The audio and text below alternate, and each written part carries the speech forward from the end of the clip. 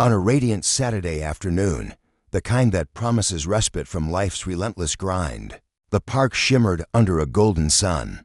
Its towering trees stretched toward the sky, their leaves rustling in a gentle breeze that carried the faint scent of blooming flowers and freshly cut grass. The air was crisp, invigorating, and alive with the sounds of summer children shrieking with delight as they darted across sprawling lawns, families laughing over picnic blankets, and vendors calling out their wares, their voices weaving into a joyful tapestry. For George Mitchell, a weathered detective who carried the weight of his town's darkest secrets, this was a rare sanctuary. His job in the Special Crimes Unit was a relentless beast, its claws sinking into his every waking moment, leaving little room for peace. But here, in this sun-dappled haven, he could shed the badge and simply be a father. Beside him walked Danny, his son, a boy with Down syndrome, whose boundless spirit illuminated George's world in ways he could scarcely articulate. Danny's presence was a balm, his innocence a quiet rebellion against the cynicism George had come to know too well. The boy's eyes, wide and unguarded, sparkled with wonder at every detail the park offered: a bird slicing through the sky, a butterfly pirouetting on the wind, a flower so vivid it seemed to pulse with life. "Look, Dad, a yellow one, it's so pretty." Danny's voice bubbled with uncontainable excitement, high and clear, as he pointed at a daffodil swaying in the breeze. George's lips curved into a smile, soft and unguarded, as he watched his son chase after a butterfly, small feet kicking up dust with every eager step. To Danny, the world wasn't a place of shadows and threats, it was a canvas of magic, painted in colors George had long forgotten how to see. The park had always been their refuge, a sacred space where the detective's burdens melted away, leaving only the warmth of fatherhood. Today, Danny's joy was a lifeline, pulling George from the abyss of his daily battles. As they strolled past the fountain, its water glinting like liquid diamonds, Danny's gaze locked onto a vendor selling balloons. His face lit up, a grin spreading wide enough to reveal the gap where a baby tooth once sat. "Dad, can I have one, please?" he begged, tugging at George's sleeve with a determination that brooked no refusal. George chuckled, fishing a few crumpled dollars from his pocket, and handed them over. Danny bolted toward the vendor, his sneakers slapping against the gravel path, his small frame vibrating with anticipation. "Thanks, mister," he chirped, clutching the red balloon to his chest as if it were a priceless jewel. The vendor, an older man with a weathered face and kind eyes, tipped his cap, his smile mirroring Danny's delight. George stood back, his chest swelling with a tender ache of pride, love, and something deeper, a fierce protectiveness he couldn't name. This moment, he thought, was perfection, a fleeting slice of heaven he could hold onto amidst the chaos of his life. But perfection, as George knew all too well, was a fragile thing. The park began to swell with people, the once tranquil expanse transforming into a buzzing hive of activity. Voices overlapped, laughter clashing with the shouts of children playing frisbee, the hum of life growing louder, more insistent. George's hand tightened around Danny's, a flicker of unease sparking in his gut. Perhaps it was the crowd, or perhaps it was the instincts honed by years of chasing danger. But something felt off. Danny, oblivious to his father's tension, craned his neck toward a stand where kites soared high above the trees, their bright tails slicing through the sky like streaks of paint. "Can we see the kites, Dad?" he asked, his voice brimming with that unshakable curiosity George adored. He tugged at George's arm, his balloon bobbing behind him like a loyal companion.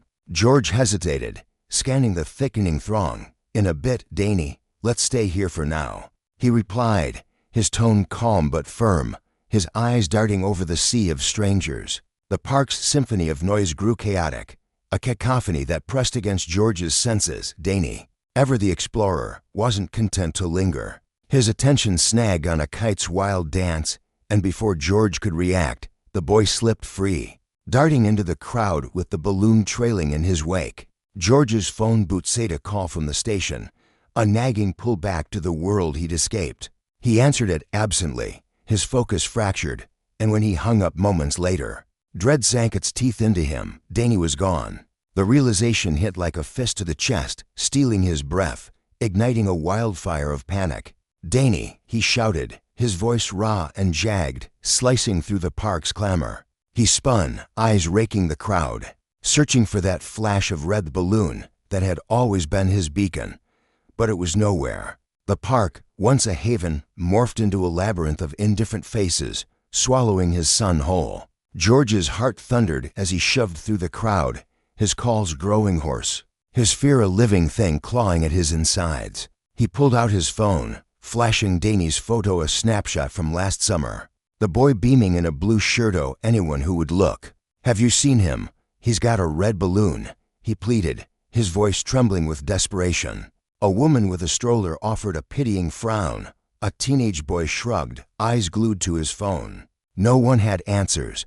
The park's vibrancy mocked him now, its beauty twisting into something sinister. George's mind raced, conjuring every nightmare he'd ever faced as a detective, every case of a missing child, every parent's wail. He was no longer just a father.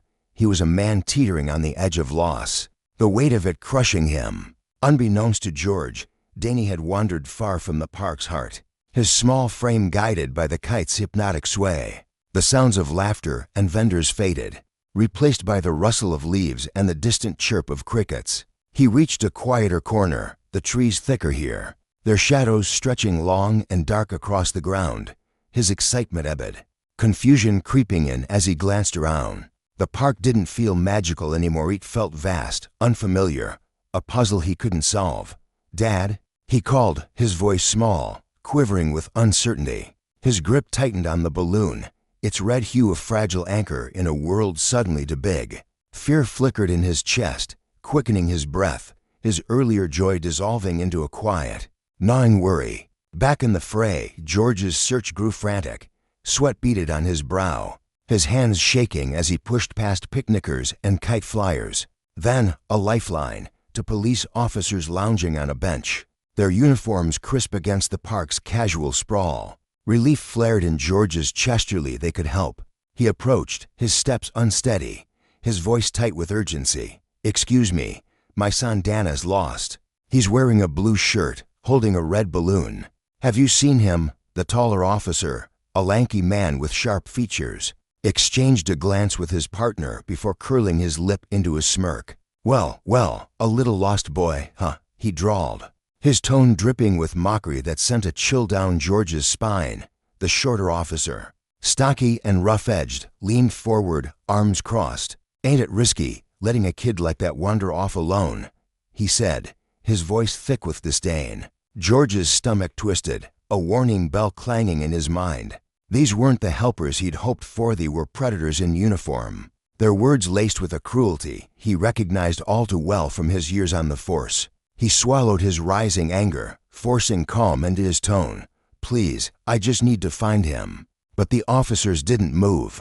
Instead, they rose, their postures shifting from lazy to menacing, and stepped closer. What followed was a nightmare. George couldn't have foreseen a brutal display of power that would shatter his trust, ignite a firestorm of outrage, and set in motion a reckoning no one could ignore. As the officers turned their scorn on Danny, who they soon found clutching his balloon in that secluded corner, their actions laid bare a truth as old as time. Unchecked authority breeds injustice.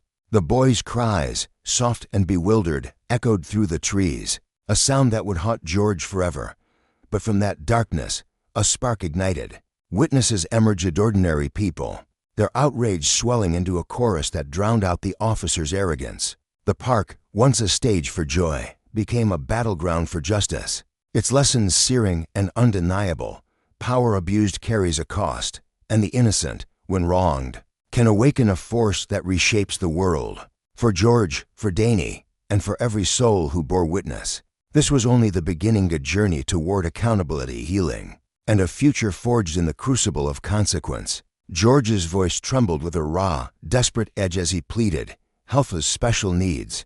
The words spilled out, heavy with the weight of a father's fear, his tone laced with an urgency that clawed at the air. He stood in the middle of the bustling park, the faint hum of children's laughter and the rustle of leaves swirling around him. Yet all he could feel was the tightening grip of dread. His son, Danny, was out there somewhere, lost, vulnerable, and alone. George's eyes darted toward the two officers standing before him, their uniforms crisp under the afternoon sun, badges glinting like cold promises of authority. He needed their help, but something in their demeanor sent a shiver racing down his spine. The taller officer tilted his head, his lips curling into a smirk that never quite reached his eyes. He exchanged a quick glance with his partner, a silent conversation passing between them that George couldn't decipher. "Probably scared, huh? Have you seen him?" George pressed, his voice rising slightly as he fought to keep his composure. The officer shrugged, the motion casual, almost dismissive,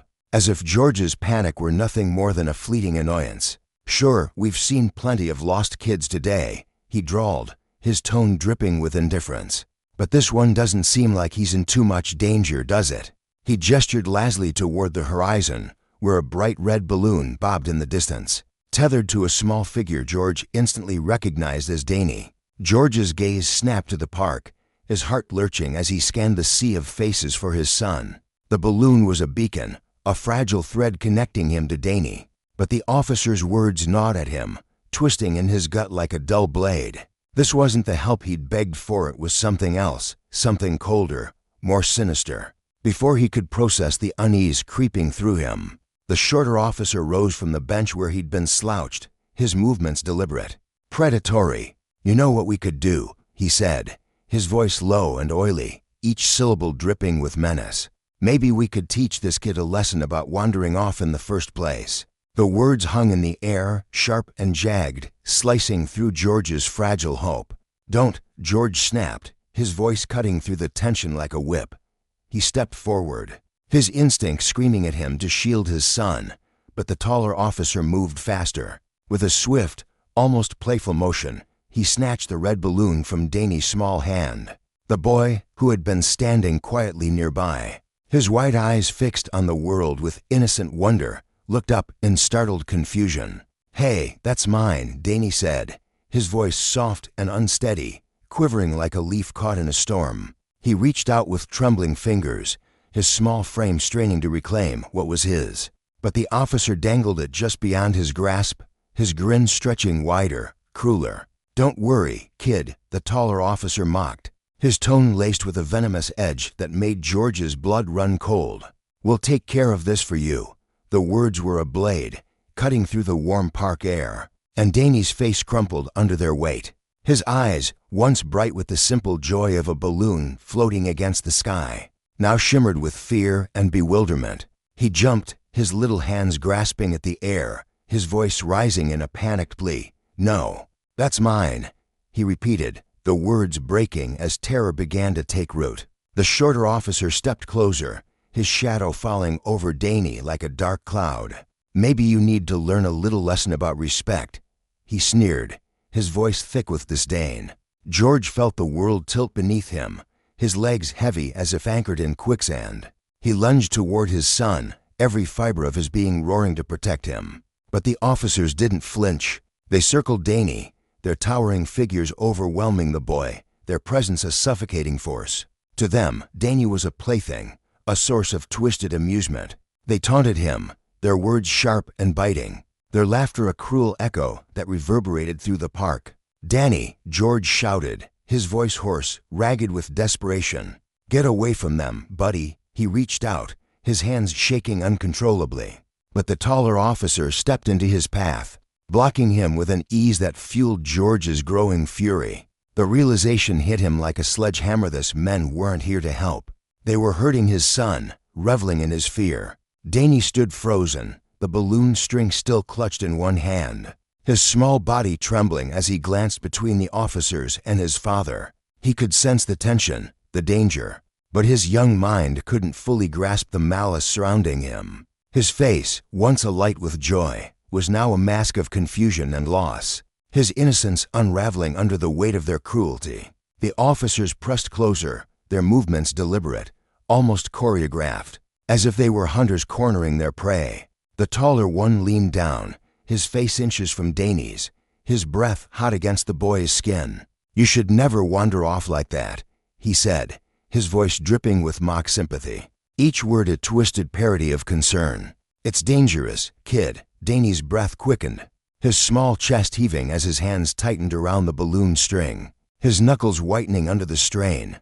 "I just wanted to find my dad," he whispered, his voice so faint it barely broke through the air, his confusion deepening as the officers toyed with him. George watched, helpless, as horror clawed at his chest. Every instinct screamed at him to act, to tear his son from this nightmare. But his body felt locked in place, paralyzed by the surreal terror unfolding before him. His anger surged, a wildfire blazing through his veins, his hands clenching into fists so tight his nails bit into his palms. But then the scene shifted, and the taller officer stepped back, his smug grin widening as he reached for something at his belt.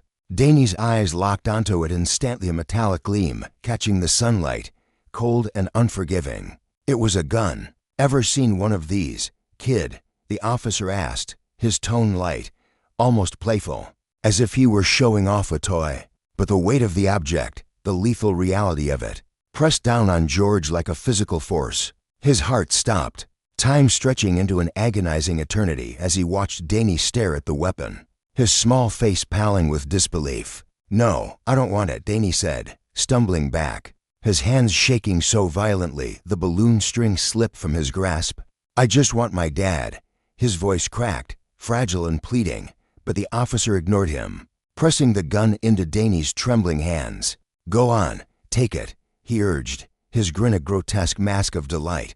"It's not going to bite you." Fear coursed through George like a tidal wave, drowning out every rational thought. This wasn't a game anymore, this was a descent into something dark, something irreparable. Danny, overwhelmed, reached for the gun, his small fingers wrapping around the cold metal as tears welled in his eyes. "No, please, I don't want to," he stammered, his voice breaking as the weight of the weapon dragged at his fragile frame.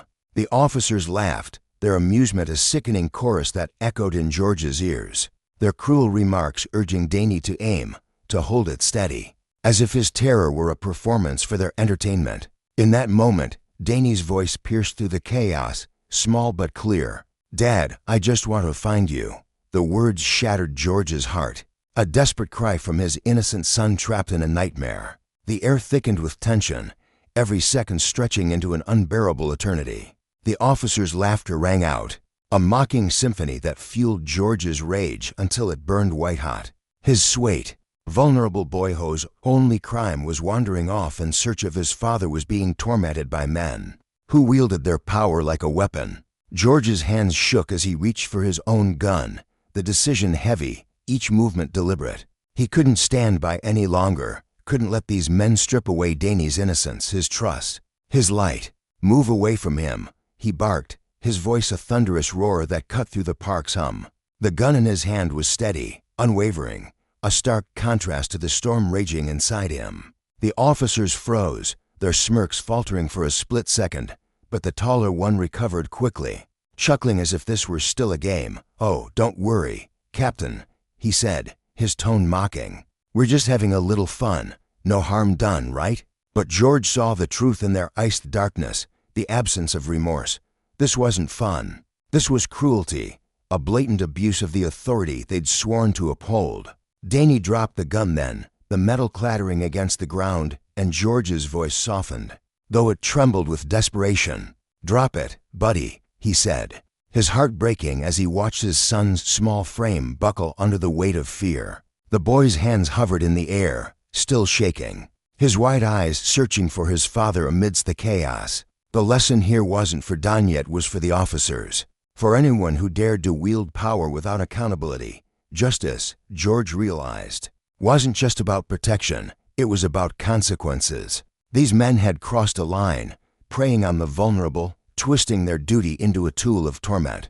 As he stood there, gun in hand, George felt the weight of that truth settle into his bones. The fury inside him wasn't just a father's rage, it was a demand for reckoning, a vow that such abuse would not go unanswered. For Danny, for every child like him, the cost of power misused was a debt these officers would one day have to pay. George Mitchell stood frozen, his heart hammering against his ribcage like a war drum as he stared down the two officers. The air around them thickened with tension, heavy and suffocating, as the faint smirk that had once curled their lips, dissolved into something far less certain, bewildered, tinged with the sharp edge of dread. The second officer, a weary man with a mop of dark hair and a face that had seemed so eager to revel in cruelty, just moments ago, threw his hands up in a shaky gesture of surrender. "Captain, listen, it's not what you think," he stammered, his voice cracking under the strain, each syllable faltering as if it were being dragged out of him against his will.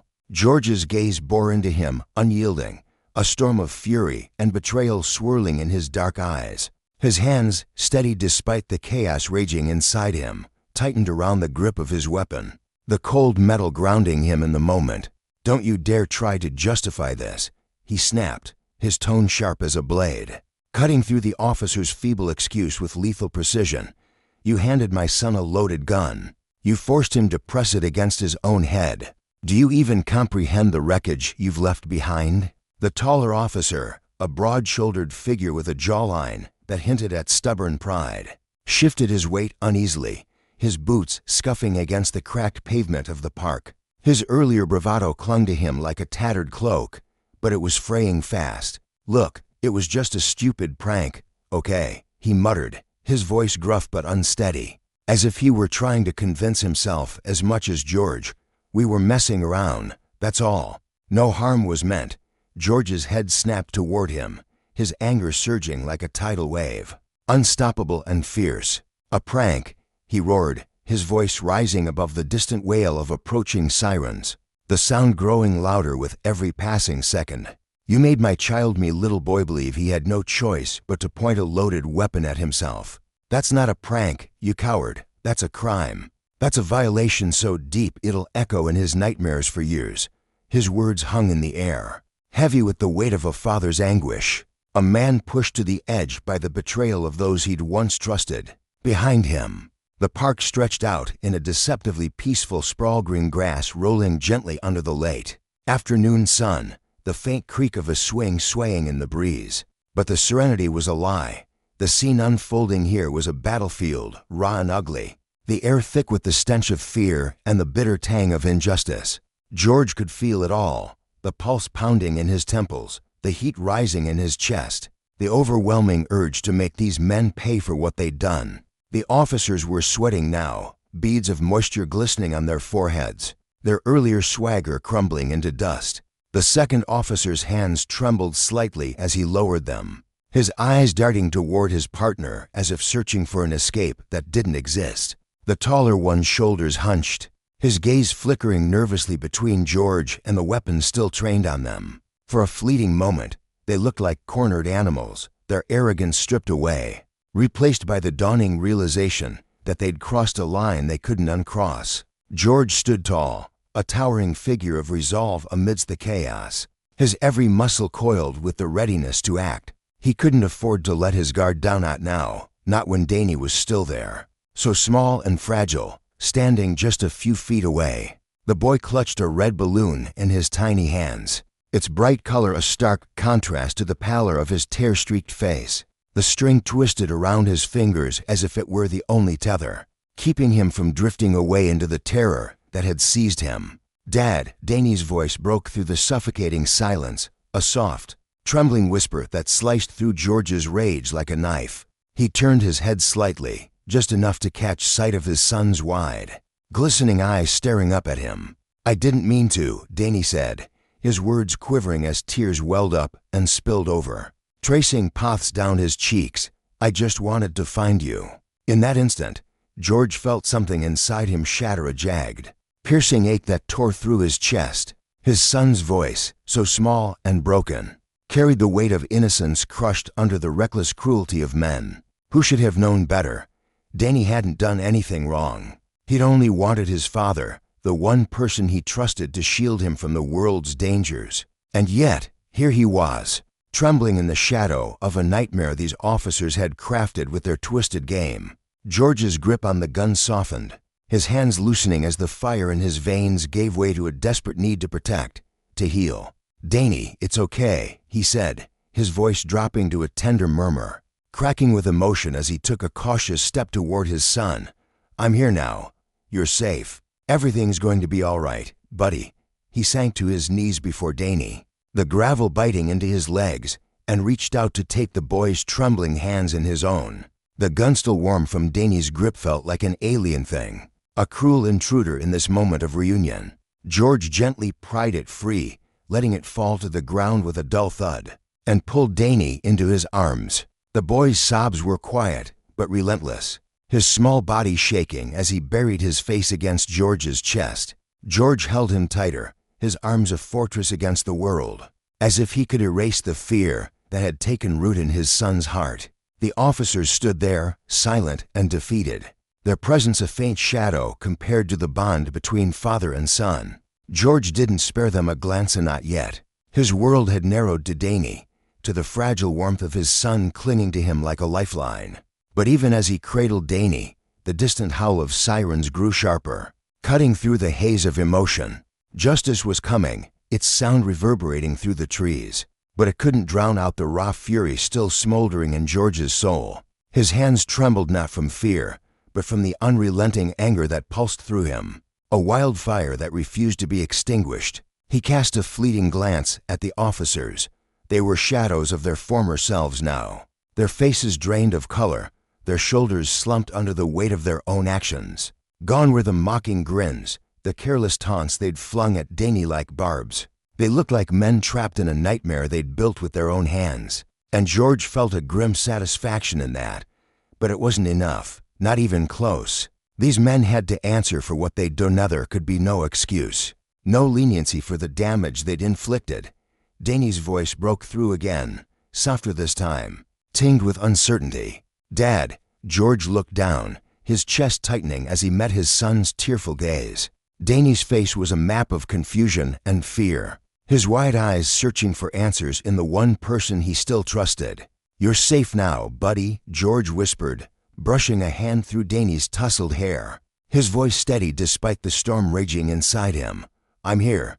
No one's going to hurt you again." The sirens were deafening now, a chorus of retribution flooding the park as backup arrived. George watched as the officers were cuffed, their wrists bound by the cold steel of consequences they couldn't escape. The second officer's head hung low, his breath shallow and uneven, while the taller one's jaw clenched tight, his eyes hollow with the weight of what he'd lost, not just his badge, but any shred of dignity he might have once claimed. "Captain, we need you to step aside." A voice cut through George's thoughts, firm but respectful. It was one of the arriving officers, a stocky man with a weathered face and a grim expression, his hands resting on his gun belt as he approached.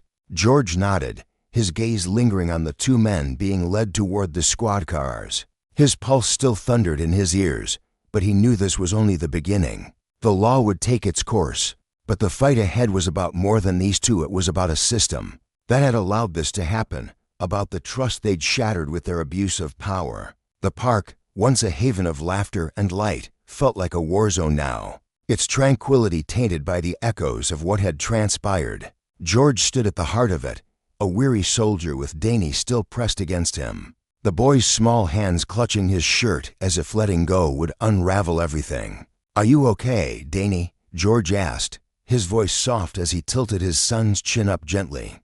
Danny nodded, though his face was still etched with shadows of fear, his lips trembling as he struggled to speak.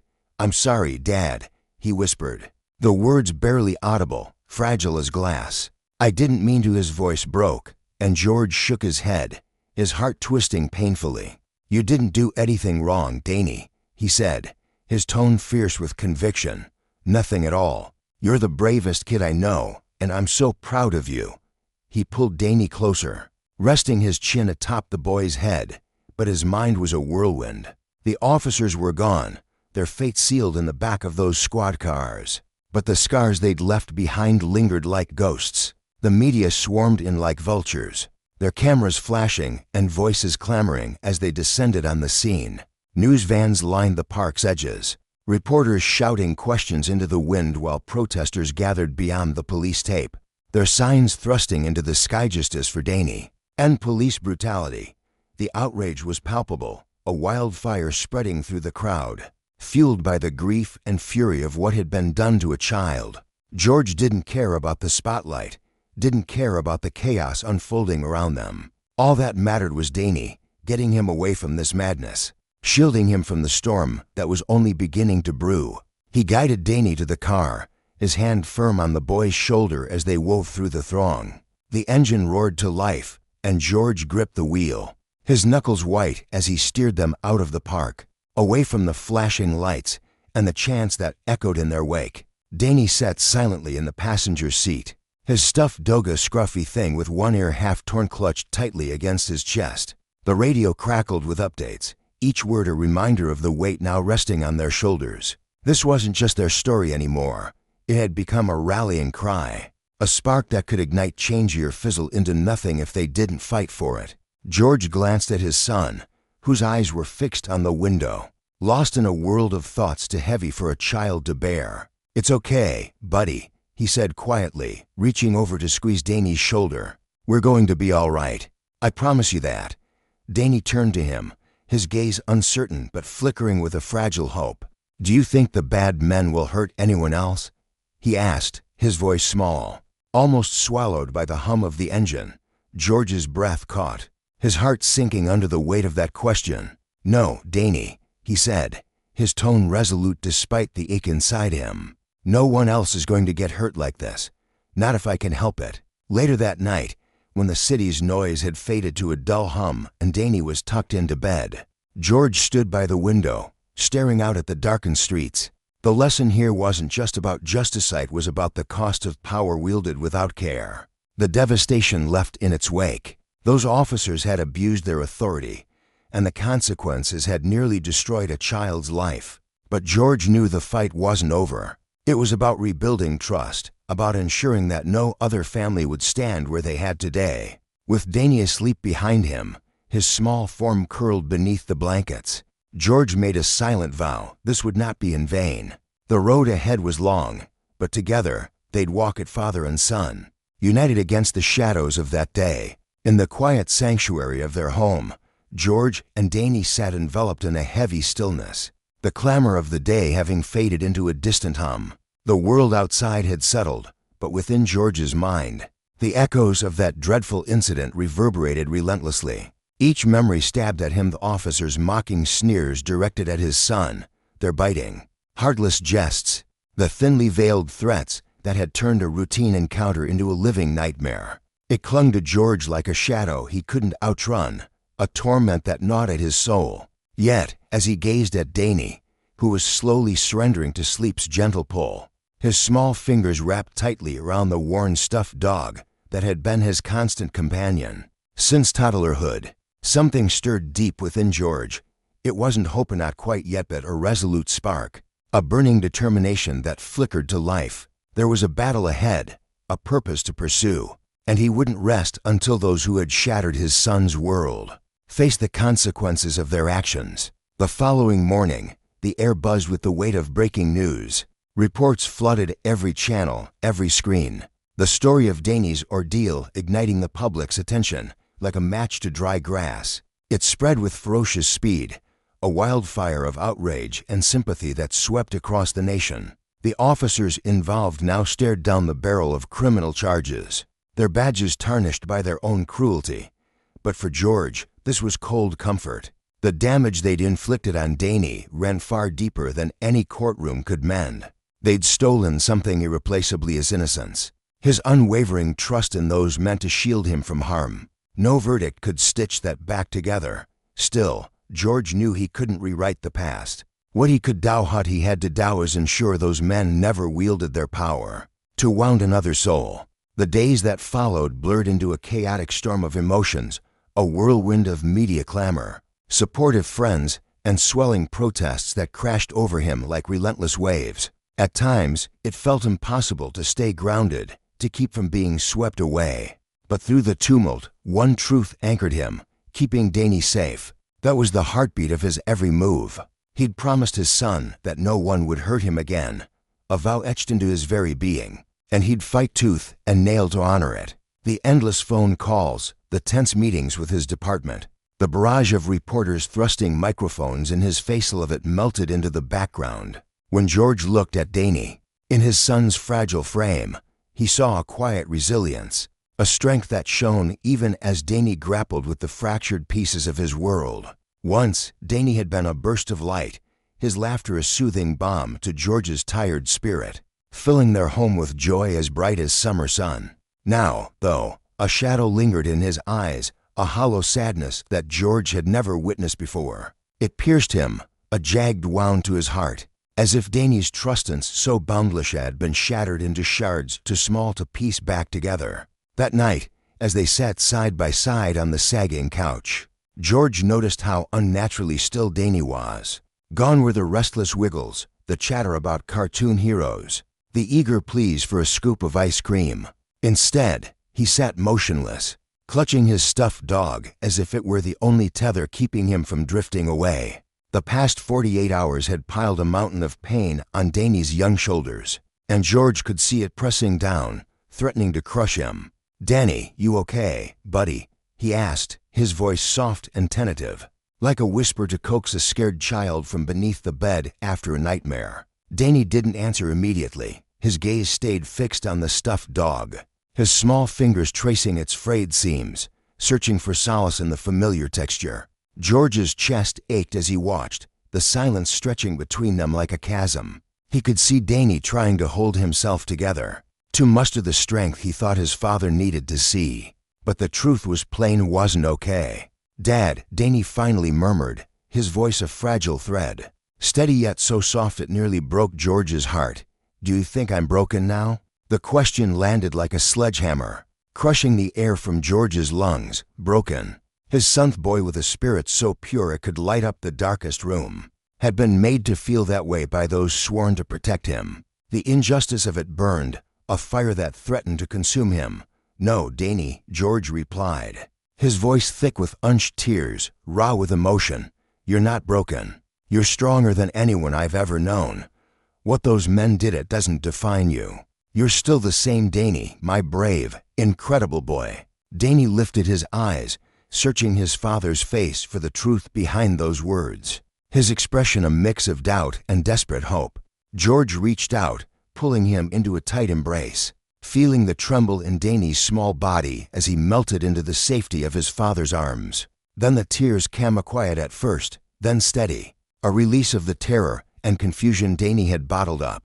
He wept for the innocence ripped away, for the sense of security that had been torn from his grasp, for the trust that had crumbled under the weight of cruelty. George held him close, whispering reassurances into his ear, each word a brick in the wall he was building to shield his son. And in that moment, a vow crystallized in George's mind. This wasn't just about them anymore. It was about every child, every person who'd been failed by those in power. No one should endure what Danny had. The lesson was stark and undeniable. Justice wasn't just punishment, it was prevention. A shield against the abuse of authority that left scars no one could see. The days that followed were a haze of motion meetings with lawyers, heated strategy sessions, and late nights poring over plans. George had made it clear to his department that the two officers couldn't just be slapped on the wrist, they had to face real accountability. But he saw beyond their punishment. This wasn't merely about two men, it was about a system that had allowed their actions to fester unchecked. It was about forging a future where power didn't become a weapon, fueled by the ache in his chest and an anger that simmered like a dormant volcano. George threw himself into research. He reached out to fellow officers, local activists, and disability advocacy groups, determined to unravel the threads of misunderstanding that had ensnared Danny. He wanted the police forces, Police Forcetto, grasp the needs of those with disabilities, to see vulnerability not as weakness, but as a call for compassion. This fight, he knew, was right. It pulsed in his veins, a certainty as deep as his love for his son. And Danny, despite the fear that still shadowed him, had lit the match that set this crusade ablaze. His pain wasn't just a wound to heal, it was a beacon for change. One sleepless night, as George scribbled notes under the dim glow of a desk lamp, an idea took root.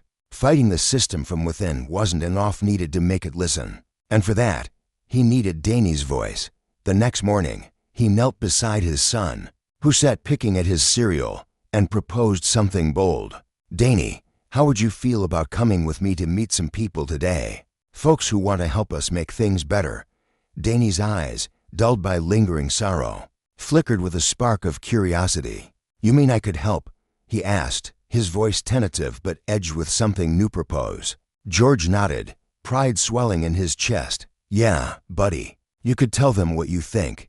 Help us make sure no one else gets scared like you did." Danny straightened, a faint resolve hardening his features. "I want to help, Dad. I don't want anyone else to feel this way." It was a declaration, small but mighty, from a boy who refused to let his suffering define him. Instead, he'd shape it into something greater. Together, they walked into a room filled with community leaders, disability advocates with warm smiles, police officers shifting uncomfortably in their seats, even a stern-faced representative from the mayor's office. The air crackled with tension, raw and unfiltered. As the conversation unfolded, George spoke first, his voice steady as steel. "What happened to my son could happen to anyone. People with disabilities deserve respect, understanding, cruelty. We have to change this." Then Danny spoke, his words halting but piercingly clear. "I just want people to be kind, to help each other, not hurt each other." The room fell silent, his simple plea hanging in the air like a bell's toll. For a moment, the weight of his pain lifted, transformed into a call for something better. His voice wasn't just a victim's, it was a survivor's, demanding kindness where there had been none. From that meeting, a seed was planted. George and Danny birthed the Be Kind First initiative, a program to train officers in empathy, to teach them to see vulnerability and respond with humanity. Danny named it, his quiet suggestion resonating with everyone present. It wasn't just about law enforcement, it was a community-wide promise to honor differences, to treat every soul with dignity. The days that followed were a whirlwind of hope and grit. George, once just a police captain, became a reluctant symbol of reform, his son's courage amplifying their cause far beyond their town. The first step was daunting, but once taken, it unleashed a flood of support. Voices of the marginalized, hurt by the very systems meant to protect, joined the chorus, their stories weaving into a tapestry of change. Justice, George realized, wasn't a gavel strike, it was a ripple, born from consequence, that could reshape the world. And it all started with a boy and his father, refusing to let power's abuse silence them. George stood on the creaky wooden stage of yet another crowded town hall, his weathered hands gripping the edges of the podium as he gazed out at the sea of faces. Beside him, Danny shifted his weight from one foot to the other, clutching his worn stuffed dog, a faded relic of a childhood that had been marred by shadows. Far too soon, the air buzzed with restless energy, a mix of hope and frustration swirling through the room like a brewing storm. These people, strangers, neighbors, weary souls, had gathered because they'd been waiting, yearning for someone to finally give voice to the ache they'd carried in silence for years. George could feel it in their eyes, in the way they leaned forward, hanging onto every word. They'd been invisible for so long, their pain dismissed, their cries unheard. And now, here they were, looking to him and his son, of all people, to prove that their suffering wasn't meaningless.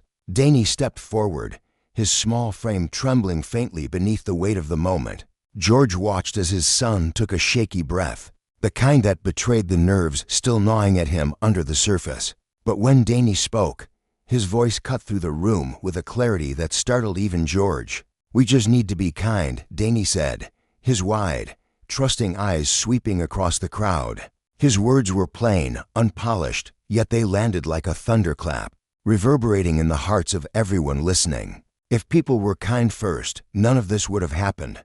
George felt a lump rise in his throat, his chest tightening with a fierce, unshakable pride. He'd always known Danny was strong, had seen flickers of it in the way the boy endured, the way he kept going despite everything, but this was something else entirely. Standing there, facing a room full of strangers with nothing but his truth and his courage, Danny was radiant, a beacon of something pure and unbroken.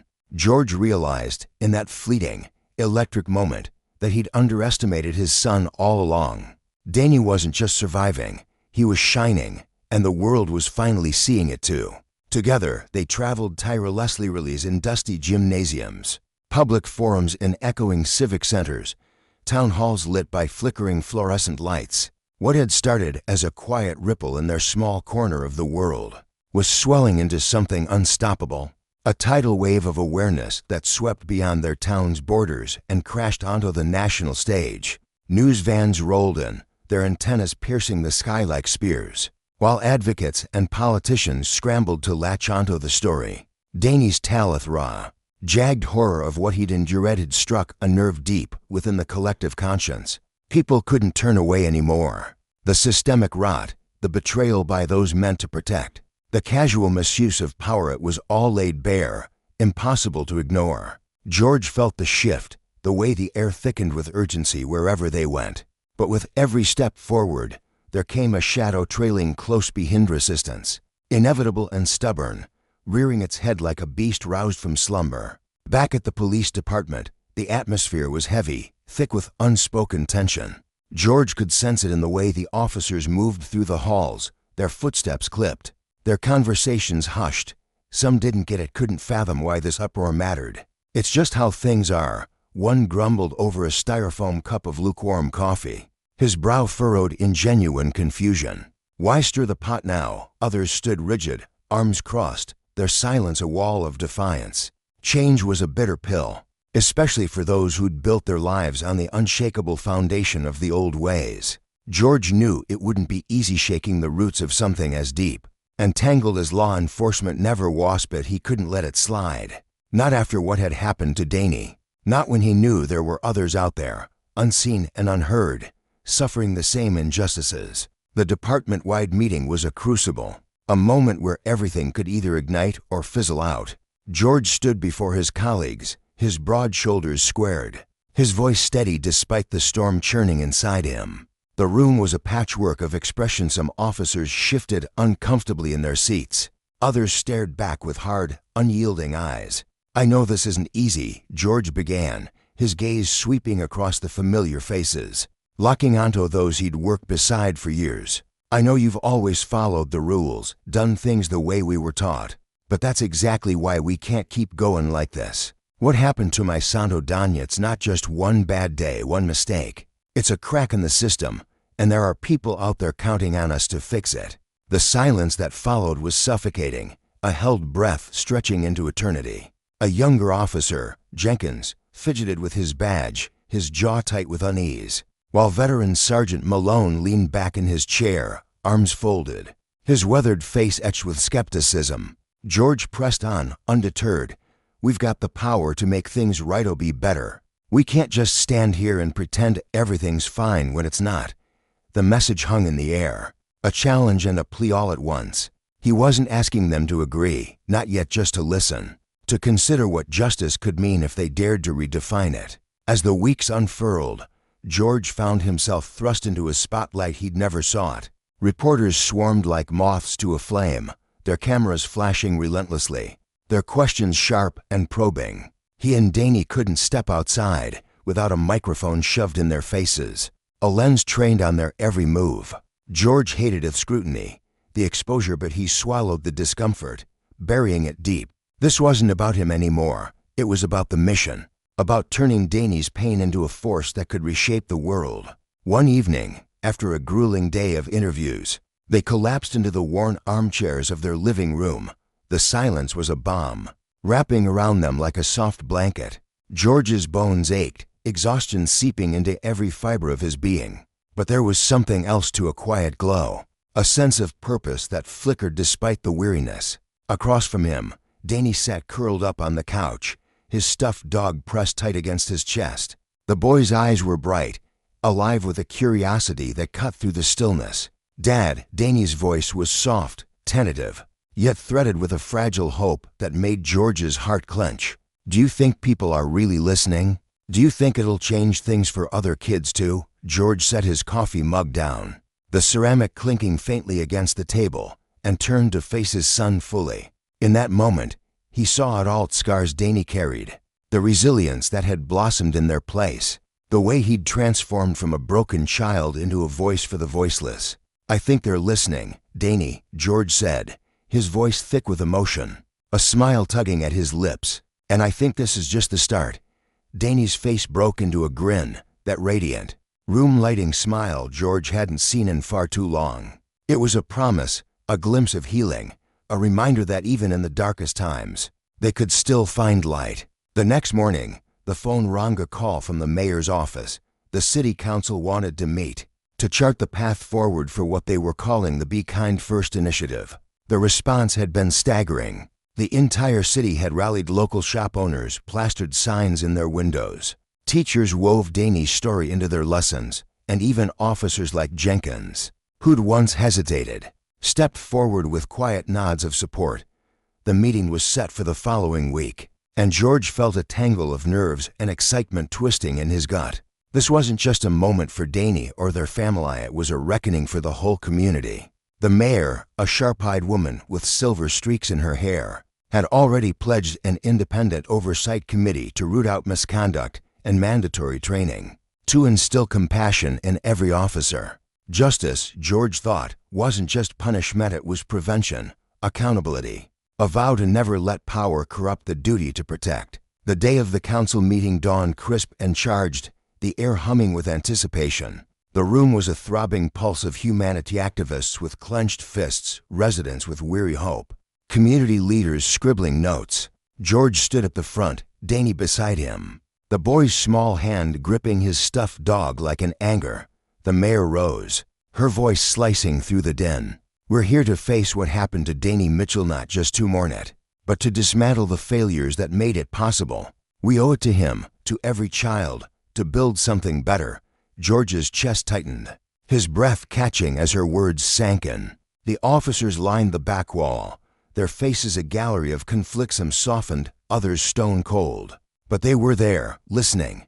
Danny glanced up at him, his eyes steady, fearless. In that moment, George knew they'd already won something profound. They'd turned their wounds into a weapon, their story into a shield for others. Whatever came next, they'd face it together, hand in hand. A father and son who'd learned that justice wasn't just a dream, but a legacy worth fighting for. The air in the city council chamber buzzed with a palpable energy, a mixture of hope and long-suppressed anger finally finding release.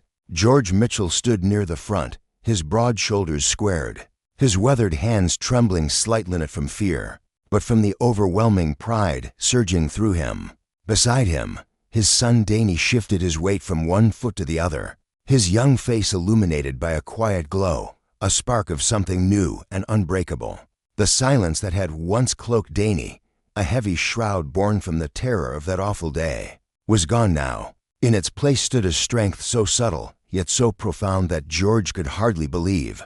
This was the same boy who'd once cowered in his arms, too afraid to speak. The mayor's voice cut through the room, steady and deliberate, as he laid out the reforms that had been months in the making. He spoke of mandatory sensitivity training for every officer on the force, a program designed to root out the callousness that had festered for far too long. He announced the creation of an independent oversight board, a group of citizens tasked with digging into every claim of police misconduct, ensuring no abuse of power would go unchecked. And then came the final measure, zero-tolerance policy for any hint of discrimination or brutality, a line drawn in the sand that promised swift consequences for those who crossed it.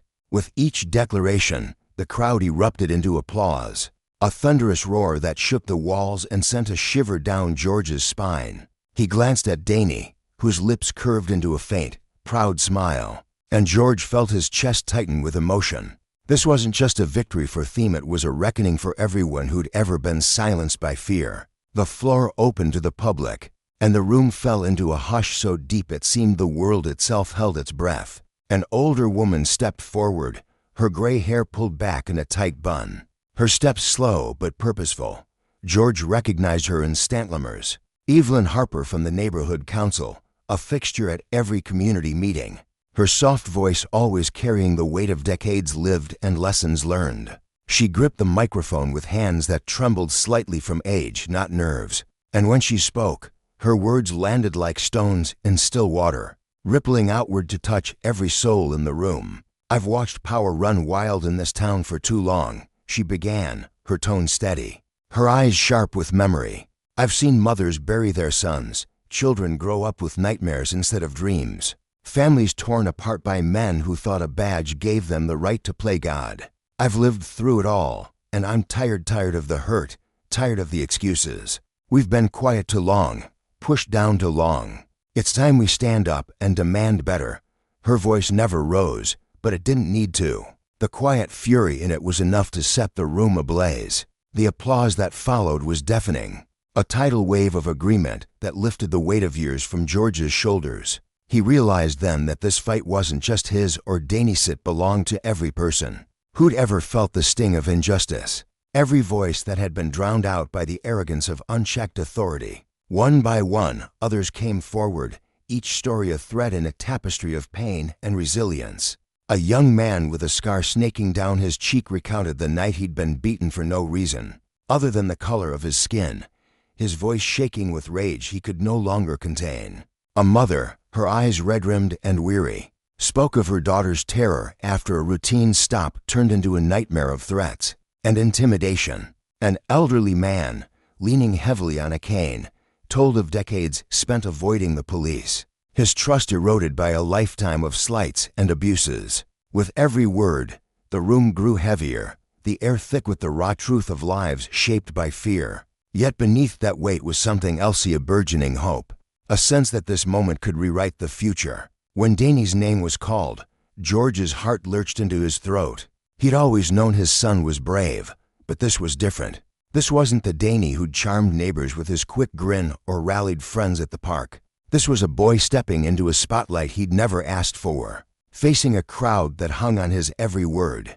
As Danny approached the microphone, George's hands clenched into fists, his breath catching as he watched his son pause, take a deep breath, and look back at him.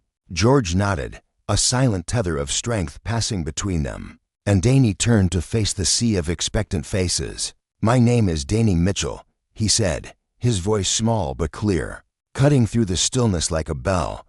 "What happened to me wasn't right. It was scary, so scary I couldn't sleep for days. I didn't know why those officers hurt me, why they yelled and pushed me down. I kept thinking maybe I'd done something bad, but my dad," his eyes flicked to George, a flicker of trust shining through the nerves. "My dad told me it wasn't my fault, and he's right.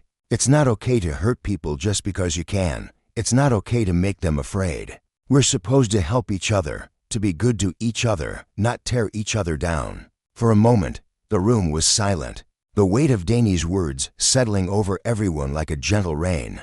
Then the applause came, not a trickle but a torrent, a sound so fierce it seemed to shake the very foundation of the building. It wasn't just clapping, it was a battle cry, a promise that no child would suffer what Danny had, that no family would be left to pick up the pieces of a system that valued power over compassion. George pulled Danny into a hug as he returned, his arms wrapping around his son with a fierceness born of love and awe. In that embrace, he felt the shift. Danny wasn't just a victim anymore. He was a beacon, a voice for the voiceless, a reminder that even the smallest among them could topple giants. The days that followed were a whirlwind of motion and meaning. The community's eyes were fixed on the city, watching as the promises made in that chamber began to take shape. George found himself in endless meetings, his kitchen table buried under stacks of papers and plans. Politicians leaned in close, their faces tight with the pressure of public scrutiny, while advocates and reform experts hashed out the details of training programs and oversight rules. The police department, once a monolith of tradition, felt the ground shift beneath it. Officers grumbled in break rooms, some clinging to the old ways like lifelines. But George pressed forward, fueled by the memory of Danny's trembling hands and the resolve in his son's voice. For Danny, the attention was a double-edged sword. At times, he shrank from it, retreating to the quiet of his room, the weight of so many eyes pressing down on him. But there were moments, too, when he stood taller, his words growing sharper, his confidence blooming like a flower breaking through concrete. George watched it all with a mixture of pride and worry, knowing the road ahead would test them both. Yet he also knew they weren't alone around them. The community was rising, a chorus of voices demanding a future where justice wasn't just a word, but a lived reality. One afternoon, as golden light streamed through the kitchen window, George sat sorting through a pile of proposals. Across the room, Danny perched by the sill, an old photo album open in his lap. His fingers traced the edges of the pictures, lingering on one in particular, a snapshot of them at the park. laughing under a sky so blue it hurt to look at. It was the same park where everything had changed, where two officers had turned a place of joy into a battlefield. George's chest tightened as Danny's voice broke the silence, soft and searching. "Do you think we'll ever go back there, Dad?" The question hung in the air, heavy with unspoken fears and fragile hopes. George set down his pen, his eyes meeting Danny's, and saw the flicker of longing beneath the uncertainty. The park wasn't just a playsite, it was a wound, a memory etched in both their minds. But Danny, with his boundless heart, had always found light in the darkest corners. If anyone could reclaim that space, it was him. "When you're ready, buddy," George said, his voice thick with emotion, "we'll go back together. No rush, no pressure, just you and me, taking it one step at a time." Danny nodded, a small smile tugging at his lips, and for the first time in months, George saw the boy he'd always known, curious, brave, unbroken. In the weeks that followed, the Be Kind initiative took root, a program born from Danny's words and George's determination. Officers across the city sat through hours of training, learning to see the people behind the badges they face, people with disabilities, people of color, people who'd been taught to fear the very ones meant to protect them. George threw himself into it, meeting with experts and families, shaping a curriculum that demanded empathy as fiercely as it did accountability. The changes weren't easy. Some officers resisted, their gruff voices echoing in tense meetings, insisting the old ways were enough. But George stood firm, his gaze steady as he faced them down. "This isn't about comfort," he told a room of skeptical senior officers one humid afternoon, the air thick with defiance. "It's about doing right by the people we serve. We've seen what happens when power goes unchecked, families broken, trust shattered. We can't keep pretending that's okay. This is our chance to build something better, and I won't let it slip away." The lesson was clear. Justice wasn't just punishment for the guilty, it was protection for the vulnerable, a shield against the tyranny of those who wielded power without care. And as the city began to change, George knew the consequences of that old abuse would echo forward, a warning carved in the courage of a boy and the love of a father who refused to let it happen again. The veteran officer, his face weathered by years on the force, slouched deeper into his chair, the creak of the old wood echoing faintly in the tense room, his arms folded tightly across his chest, a fortress of stubborn resolve. As he fixed his gaze on Captain George Mitchell, "Captain," he drawled, his voice gravelly with the weight of experience, "this ain't how we were brought up in this job. All this sensitivity nonsense, this disability training, it's a waste of time. We've been holding the line just fine without it, haven't we? Decades on the beat. And now they want us to change everything." His words hung in the air like a challenge, daring anyone to disagree. George's jaw tightened, a flicker of irritation sparking in his dark eyes. He'd heard this song before, the same tired tune of resistance that grated against every fiber of his being. Leaning forward, his chair groaning under the shift, he planted his hands firmly on the table. The room seemed to shrink under the intensity of his stare. "Doing fine isn't the same as doing right," he said, his voice cutting through the stillness like a blade, sharp and unwavering. "We weren't fine when Danny almost got hurt. Me, Danny, my boy. We sure as hell weren't fine when two of our own turned their badges into weapons and preyed on a defenseless kid. This isn't about what's convenient for us. It's about justice. It's about owning up to what we've ignored for too long." His words reverberated, a quiet fury laced with conviction, and the officers around the table fell silent, their skepticism wavering under the weight of his truth. The room felt heavier now, the air thick with unspoken thoughts. The veteran shifted uncomfortably, his grizzled features softening just a fraction, while the younger officers exchanged glances, their earlier bravado fading. George wasn't just laying down orders, was pleading with them to dig deeper, to see beyond the calloused routines they'd clung to. He wanted them to look at the people they served, not as cases or nuisances, but as human beings with stories, with value. By the time the meeting drew to a close, a decision crystallized. The training would go ahead. The pushback hadn't vanished entirely. It lingered like a stubborn shadow, but it was losing its grip. George could feel it, the tide shifting, however slowly. At home, the change was even more vivid, painted in the small, fragile victories of Danny's recovery. The boy who'd once been a ghost of himself, haunted by fear, was starting to bloom again. His laughter, bright and unrestrained, spilled through the house as he sprawled on the living room floor, giggling at the antics of his favorite cartoon characters. "Dad, can we get ice cream today?" he'd ask, his voice bubbling with a joy George hadn't heard in months. Danny darted around the house now, his footsteps a chaotic symphony of energy, chasing after imaginary adventures. The nightmares still crept in sometimes, dark tendrils that yanked him awake with a gasp, but they were rarer now. When they came, George was there always, there cradling his son in the dim glow of the nightlight, whispering reassurances until Danny's trembling eased. Little by little, trust was rebuilding itself in the boy's wide, searching eyes, and with it, George felt the jagged pieces of his own heart begin to mend. One crisp Saturday morning, after weeks of grueling but triumphant meetings at the precinct, George sensed a shift in the air. He'd been waiting, patient and hopeful, for Danny to show him he was ready to reclaim a piece of their past. That day, Danny bounded into the kitchen, his face alight with a determination that made George's chest ache with pride.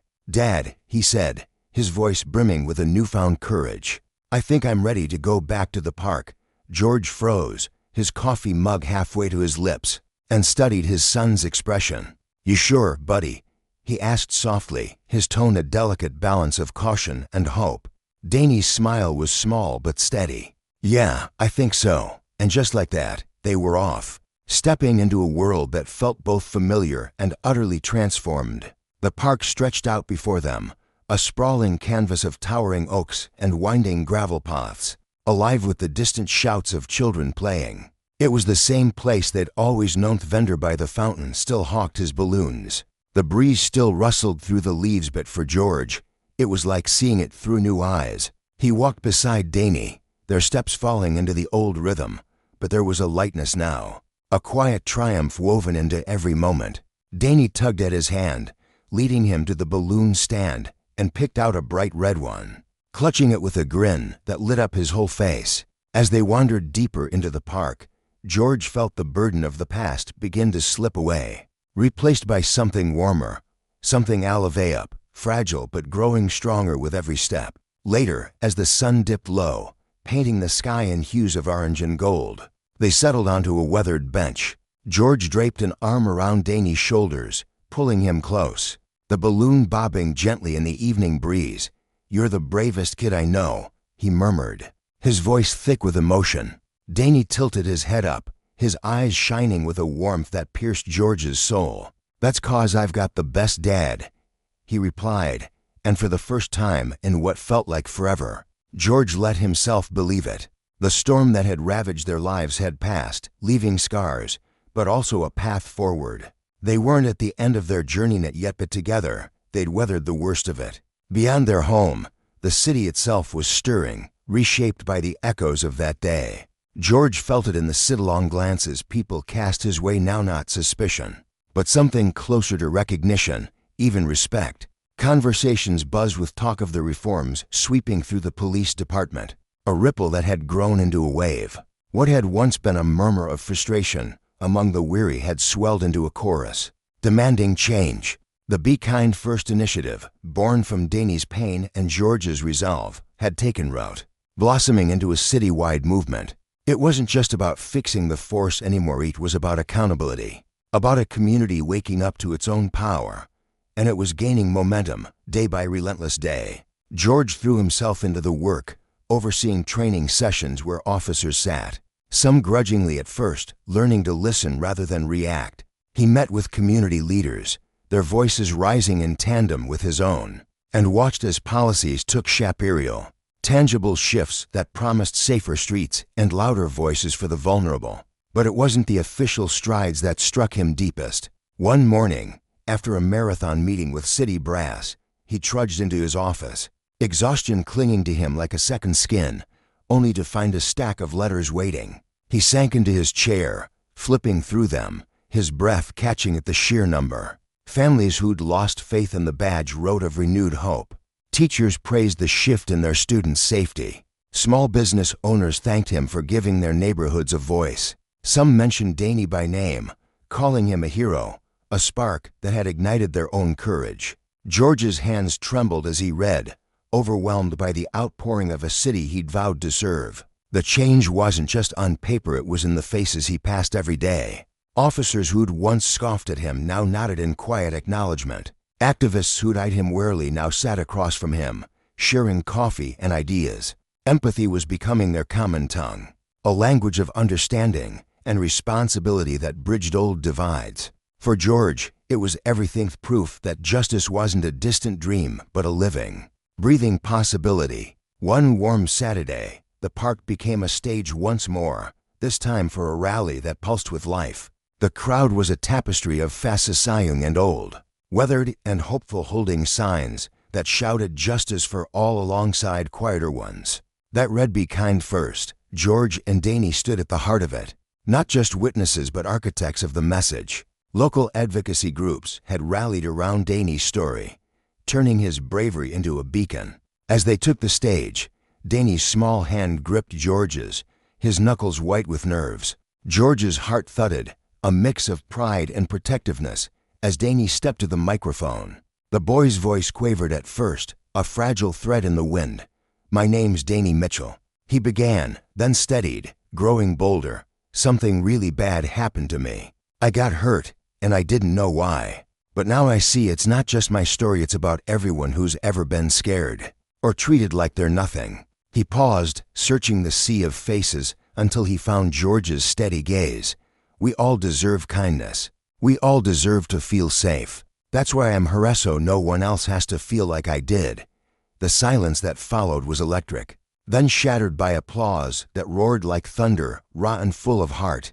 Danny's smile broke wide, brighter than George had seen in weeks, and tears pricked at the captain's eyes. His son wasn't just speaking for himself, was giving voice to the voiceless, a child who'd turned his pain into power. The days after buzzed with energy. News crews swarmed, their cameras catching glimpses of George and Danny, though the spotlight had widened. It was about the movement now, the rallies, the reforms, the community stitching itself back together. George welcomed the shift, knowing this wasn't his story alone to tell. One night, as they sat at the kitchen table, Danny's spoon clinking against his ice cream bowl, he looked up, his brow furrowed.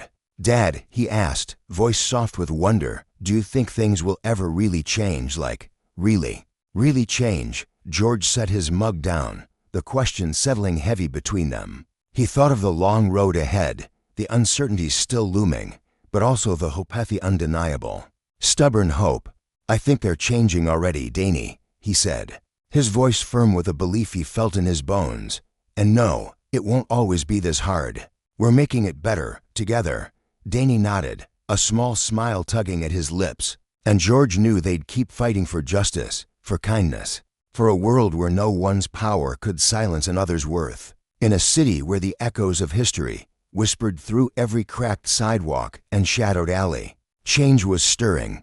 Danny stood at the center of it all, his chest tight with a mixture of exhaustion and fragile hope. "It won't always be like this," George had told him one crisp evening, his voice steady yet brimming with conviction. "People are starting to hear us, Danny, and it's because of you, because you dared to stand up."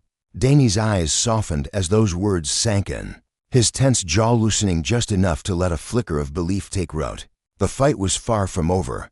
He knew that deep in his bones, but something was shifting. The wheels of transformation had begun to grind forward, propelled by his courage, a courage he hadn't even known he possessed, until the world forced him to find it. This wasn't just about the scars he carried from his own ordeal. It was about carving out a future where no one else would have to bear them. A future where kindness wasn't a rare gift, but the heartbeat of every interaction. As weeks stretched into months, the air seemed to hum with their shared purpose. George, with his broad shoulders and unyielding resolve, threw himself into the battle for reform. He stood before city councils, his voice cutting through the murmur of apathy, demanding that the promise of police accountability didn't dissolve into empty words. Every meeting, every late night poring over policies, was a brick laid in the foundation of something better. Meanwhile, Danny stepped into a role he'd never imagined for himself, ambassador for the Be Kind First initiative. His voice, once trembling with fear, now rang out clear, and strong in school auditoriums, community centers, and crowded rallies. He spoke of hope, of resilience, of the quiet power in choosing compassion over cruelty. Each word he uttered was a thread, weaving a tapestry of healing that stretched beyond his own pain. The park where it had all begun lingered in their lives like a living memory. Once, its winding paths and rustling trees had been stained with terror for Danya Place, where the ground felt unsteady beneath his feet, where every shadow held a threat. Now, as they returned to it time and again, it was transforming. The air no longer pressed down on him with dread. Instead, it carried the scent of blooming flowers and the laughter of children chasing balloons across the grass. For George, those visits were a quiet triumph. He'd walk beside Danny, watching his son's face light up as he pointed out a butterfly fluttering past, or a cluster of daisies swaying in the breeze. In those moments, George's heart swelled with a fierce pride. They'd come so far farther than he'd dared to dream, and the sight of Danny's unguarded smile was proof that their fight was worth every ounce of struggle. Their journey rippled outward, touching lives they'd never meet. What had started as a single, shattering memento wound inflicted by a system that had turned its back on Danny had grown into something unstoppable. It was a movement, alive and breathing, shifting the way people thought, the way they acted. George had spent his life chasing justice, believing it lived in laws and rules etched into stone. But through Danny, he saw the truth. Justice wasn't just a cold, distant ideal. It was warm and human, rooted in the way people reached out to one another, in the courage to be kind even when the world rewarded cruelty. Danny had taught him that lesson, standing tall despite the fear that once clawed at his insides, proving that speaking out could topple walls no one thought would fall. Danny wasn't just a boy who'd been wronged anymore. He was a force, a beacon, his voice steady now, resonant with purpose echoed through the noise of doubt and despair. He showed a community, a city, that even in the blackest moments, hope could blaze a path forward. And the message he carried was simple, yet it landed like a thunderclap. Kindness held power beyond measure.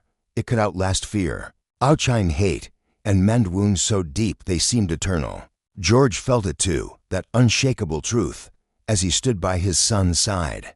Together, they'd ignited something, a spark of empathy that flickered and grew, warming a world that had grown cold with indifference. Across the city, in the shadow of its red brick streets and sprawling parks, another story was unfolding. Greenwood was a place of beauty and pain, its history a tangled knot of progress and prejudice. The civil rights movement had left its mark, but the scars of racism still pulsed beneath the surface. Neighborhoods stood divided like opposing shores, north side homes gleaming with wealth, south side streets crumbling under neglect. The Greenwood Police Department bore its own stains, a legacy of bias woven into its very fabric. Tales of officers turning a blind eye or worse, raising a fist against people of color had long been whispered, then shouted, until trust eroded into dust. Even within the force, unfairness thrived. Officers of color watched promotions pass them by, their ambitions snuffed out by silent, systemic disdain. Into this fractured world stepped Robert Miles, a man whose presence seemed to demand attention. At 50, he carried the strength of a life hard-earned, broad shoulders, sharp eyes that missed nothing, and a smile that could disarm or challenge depending on the moment. Raised in a poor black neighborhood, Robert knew injustice intimately.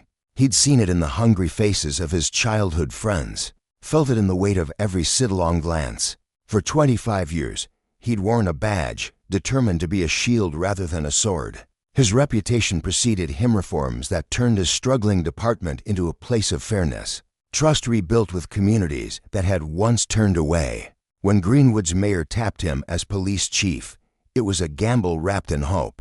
The news spread like wildfire. A black man at the helm, some cheered, seeing a crack in the old walls of power. Others sneered, their skepticism a bitter undercurrent, especially among the officers he'd now lead. Robert wasn't naive. He knew the department's culture was a beast, fed by decades of unchecked habits and quiet corruption. Reports and polished speeches wouldn't show him the truth needed to feel it, to see it raw and unfiltered. One restless night, as he sat in his sparse office, an idea took shape. He'd strip away the title, the crisp uniform, and walk among them as someone they'd never suspect. The next morning, he traded his badge for tattered cloth as a threadbare coat, scuffed shoes, a wool cap pulled low over his brow. In the mirror, he barely recognized himself, the proud chief replaced by a weary, invisible man. His heart thudded as he shuffled toward the station, memories of his younger self flickering in his mind bright-eyed. Believing every officer stood for right, time had chipped away that illusion, and Greenwood would test him like never before. Stepping through the station's doors, the air hit him like a wall-cold, sterile, buzzing with fluorescent light. Officers moved past, their voices clipped, their eyes sliding over him with disinterest or disdain. Robert lingered, watching, listening. A young desk sergeant, barely out of training, barked at him to move along, his tone sharp with impatience. Another officer, older, with a face carved by years of cynicism, muttered something under his breath, a slur that landed like a stone in Robert's gut. He felt the weight of it all, the apathy, the hostility, the rot that had taken root.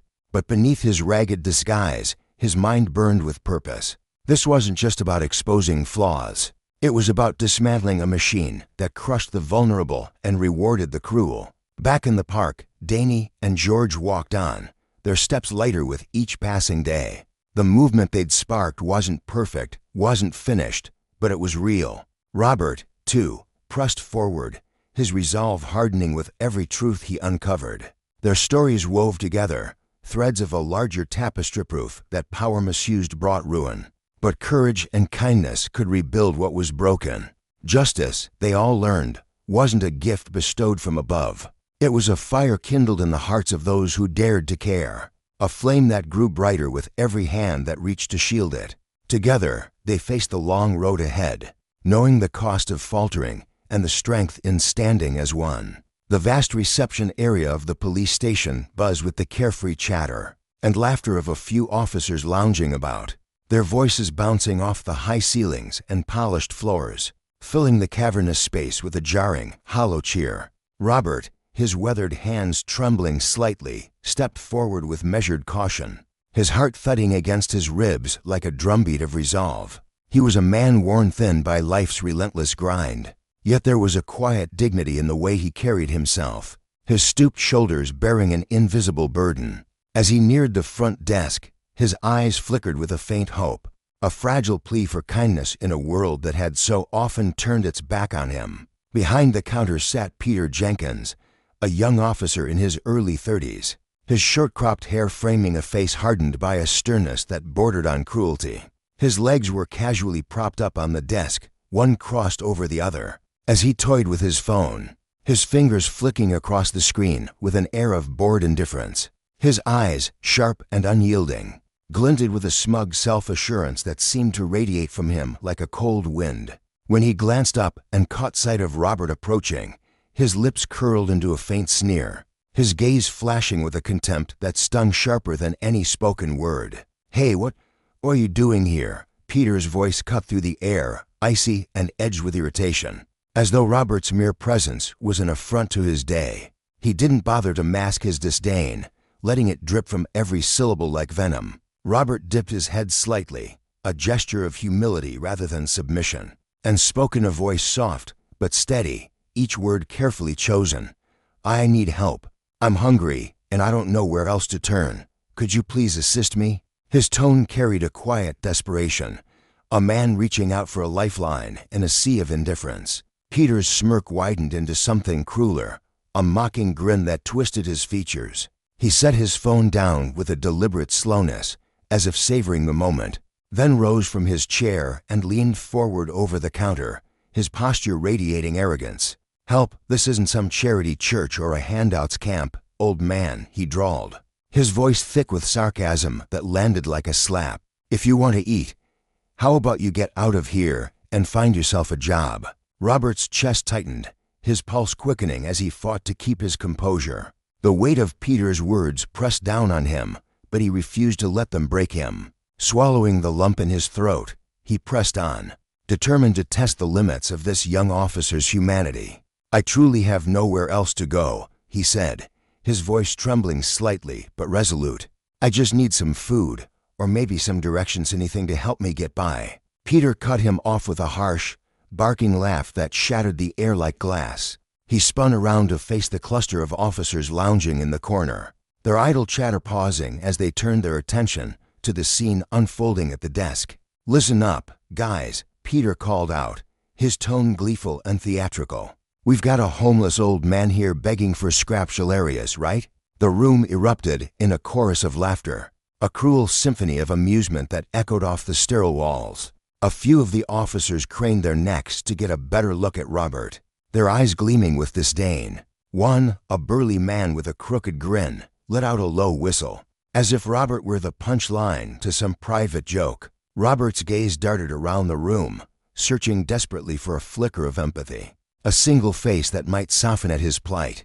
But all he found were mocking smirks and cold, indifferent stares, each one a silent affirmation of his insignificance. His heart sank as the realization settled in.